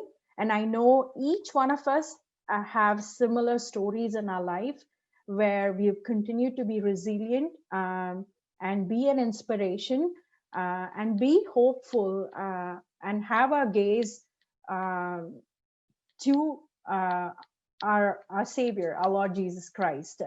So especially being Christians, having that Christian hope is what I continue to pray, and I will keep this community in prayer as we journey along in this life. So that's about it. I know I didn't take much time, but Jack, so I'm done with my presentation, and thank you for listening. The topic was quite broad, but trying to pursue this sense of hope in my life and people around me. Thank you again for listening. Thank you for that really great presentation, and I think that the opening picture you had with Jesus Christ weathering the storm in the boat. They say that one picture can paint 1,000 words or 1,000,000 words, and it's so remarkable how there's so many images and concepts in the Bible that just seeing that painting spoke more than we could maybe convey in an entire seminar, in an entire day, or an entire 10-week retreat program. Just the fact that if you're able to face acceptance, as we keep repeating so many times, but that picture did so much more justice, that if you can accept something, you can weather any storm. That picture can paint 1,000 words. And even that picture of Terry Fox, as you mentioned, he ran for, I think, 143 days. He ran over 5,000 kilometers. He ran from Newfoundland all the way to Ontario in Thunder Bay. And, since the day he ran till now, they've raised more than $750 million in his name for charities, various charities. And I think that's the power of being able to successfully grieve, because he had his leg amputated from osteosarcoma. And the fact that he was able to make such a dramatic impact on the worldwide community, even after he died, is so pertinent to the value of accepting and not just succumbing to depression necessarily. And so I think it ties into what you mentioned about willpower. And thank you, because before that, I never even had the vernacular, the vocabulary in my mind of way power and weight power. And it's Achin mentioned it before. Patience and silence are so crucial, especially during times of turmoil. And I just want to add one thing, as you mentioned, that grieving can sometimes, if it gets out of control, can impact your body through hormones, even with cortisol. Like your sugars will spike, even though you're not eating or you have a lack of appetite. And the fact that mind is so closely tied to the body. There's a study called the Rosetto study. It was a community in Pennsylvania of Italian Americans I think the name of the town was Rosetto. And in 1961, a group of researchers from Oklahoma University went there to study why there was virtually no heart disease in that study, in that group of Italian Americans. And I know that nowadays you usually hear that, if you follow certain lifestyle restrictions or dietary restrictions, you can protect yourself from heart disease and health issues and chronic health conditions. So for example, the Mediterranean diet you'll probably hear your doctor mention it. That's all fine. But the funny thing is that if you look at what happened in 1961 in Rosetto, Pennsylvania, with this group of Italian American immigrants, they didn't follow any diet protocol. They ate a diet that was high in cholesterol. They ate all the red meat. They drank wine. They drank alcohol. They ate the meat, the cheese, everything that modern thinking would tell you that you should avoid to avoid a heart attack. And they ate all of these sort of the foods that are banned. And yet they had a lesser incidence of heart attack and heart disease than the rest of the country. The death rate on the national average for America was 2%. And the death rate in Rosetto, Pennsylvania, with this Italian American community was only 1%. So the researchers went there and they tried to figure out why this was happening. And ultimately they came to the conclusion that the only reason is that they have a strong sense of community. these Italian Americans were very close-knit, and they led a very very simple life and a humble life.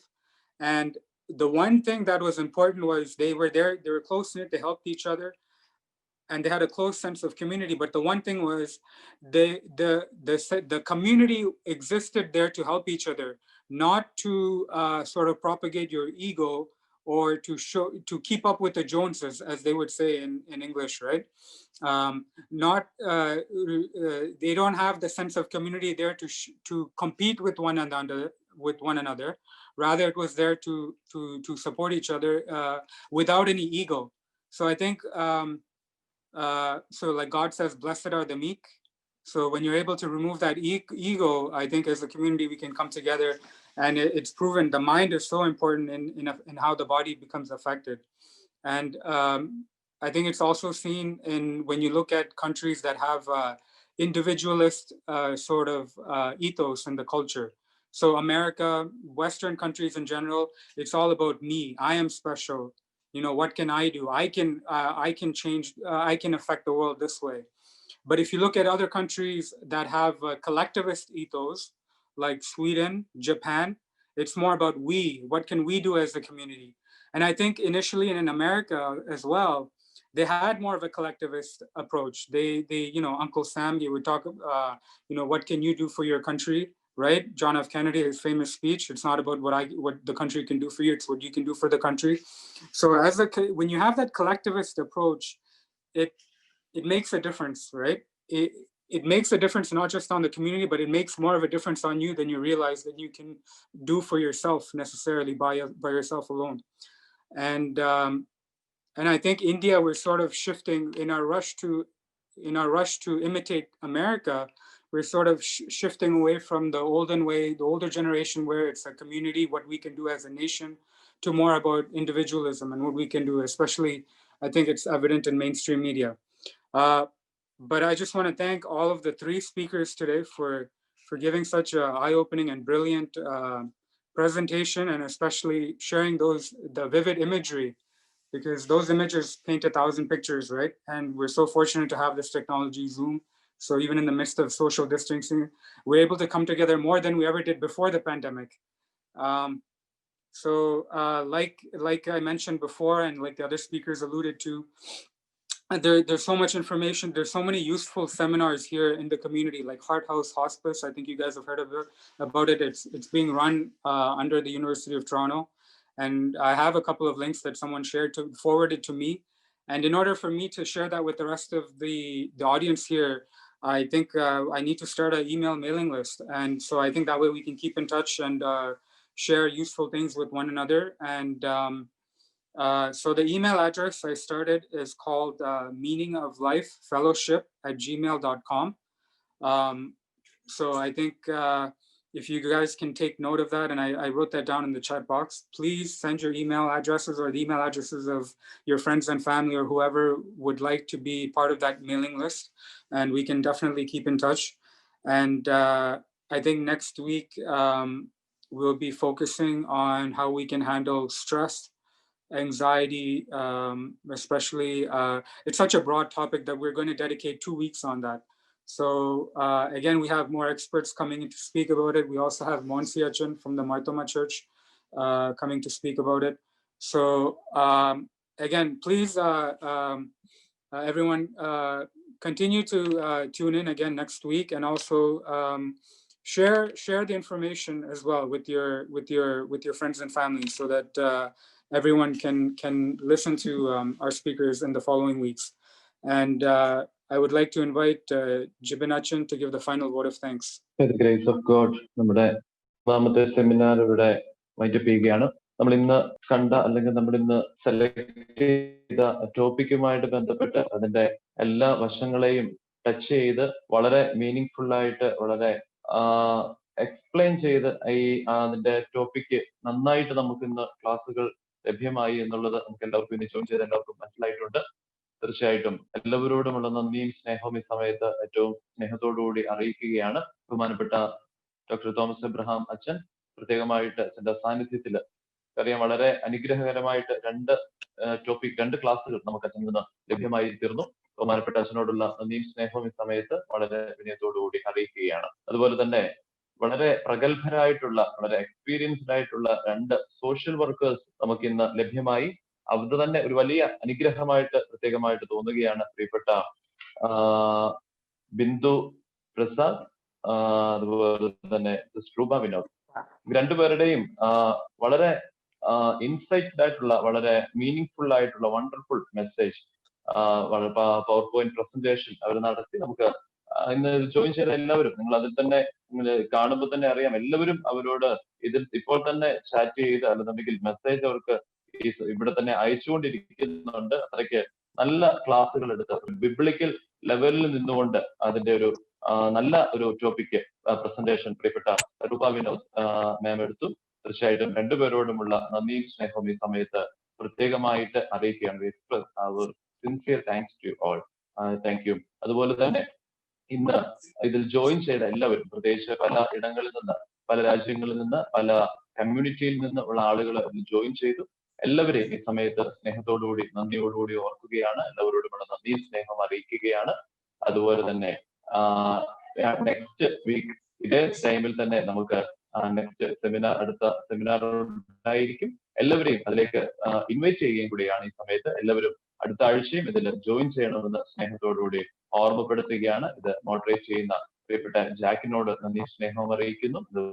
അതുപോലെ തന്നെ join ചെയ്ത എല്ലാവരോടുമുള്ള നന്ദി സ്നേഹം ഒരിക്കൽ കൂടി അറിയിച്ചുകൊണ്ട് ഞാൻ എന്റെ വാക്കുകളെ ഉപസംഹരിക്കുകയാണ്. ഇപ്പോൾ ഫൈനൽ ബ്ലെസ്സിംഗ് നൽകുകയാണ്. നമുക്ക് എല്ലാവർക്കും അതിനായിട്ട് പ്രത്യേകമായിട്ട് ആയിരിക്കാം. പിതാവായ ദൈവത്തിന്റെ സ്നേഹവും ഏകജാതനായ പുത്രന്റെ കൃപയും പരിശുദ്ധ റൂഹായുടെ സംബന്ധവും ആവാസവും നമ്മെല്ലാവരുടെ കൂടെയും ഇന്ന് ഈ നമുക്ക് ക്ലാസ്സുകൾ എടുത്തു തന്ന ഏറ്റവും പ്രഗത്ഭരായിട്ടുള്ള വ്യക്തിത്വങ്ങളോടുകൂടെയും ജോയിൻ ചെയ്ത എല്ലാവരോടുകൂടെയും ഇന്നും എന്നും നാളും ഉണ്ടായിരിക്കുമാറാകട്ടെ. ആമേൻ. താങ്ക് യു അച്ഛൻ. ആർക്കെങ്കിലും എന്തെങ്കിലും ക്വസ്റ്റ്യൻസോ ഫീഡ്ബാക്കോ എന്തെങ്കിലും ഉണ്ടോ ഓഡിയൻസിൽ നിന്ന്? അല്ലെങ്കിൽ ആർക്കെങ്കിലും ഫ്യൂച്ചർ സെമിനാർസിന് അഡ്വാൻസ് ആയിട്ട് ക്വസ്റ്റ്യൻ ചോദിക്കാൻ വേണ്ടി ഇമെയിൽ അഡ്രസ് ഞാൻ ഷെയർ ചെയ്ത് meaningoflifefellowship@gmail.com. അഡ്വാൻസ് ആയിട്ട് ഫ്ലയർ ഇറങ്ങുമ്പോൾ you can see who are the upcoming speakers and you can in advance give your questions, so I can forward it to the speakers and they can sort of prepare answers before the seminar, so they can answer the audience questions in advance. So I think വേറെ questions ഒന്നുമില്ലെങ്കിൽ I'm going to sign off. ആർക്കെങ്കിലും questions ഉണ്ടോ? Thank you, Jack. Very Thank good you. information. Yeah. Thank you.